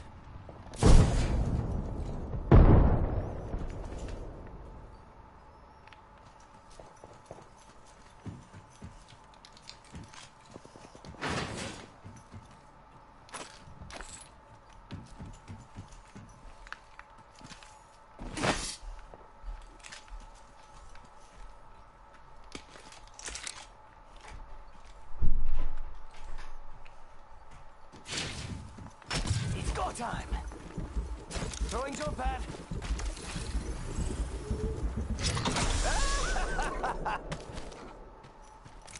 I'm gonna run around here and see what supplies I can find. I've only got to worry about half the squads now.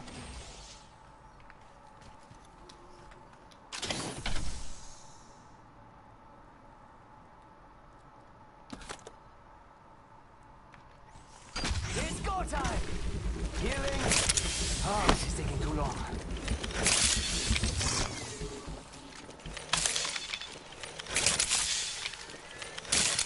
Healing!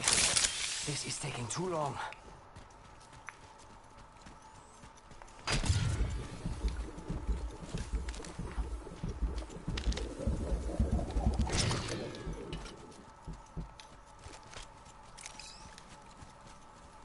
Minute to go, and the ring's not close.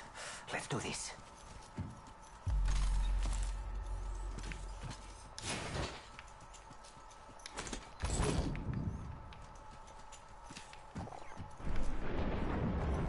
Ring's far, and I've only got 45 seconds.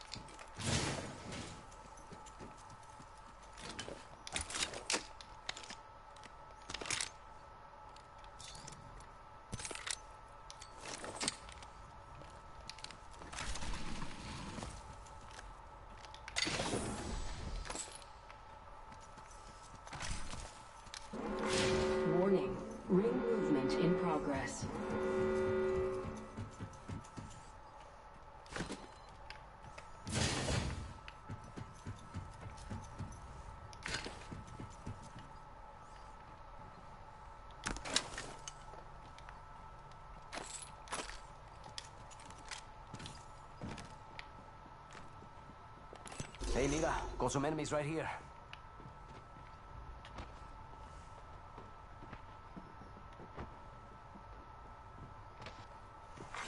Attention. Delivery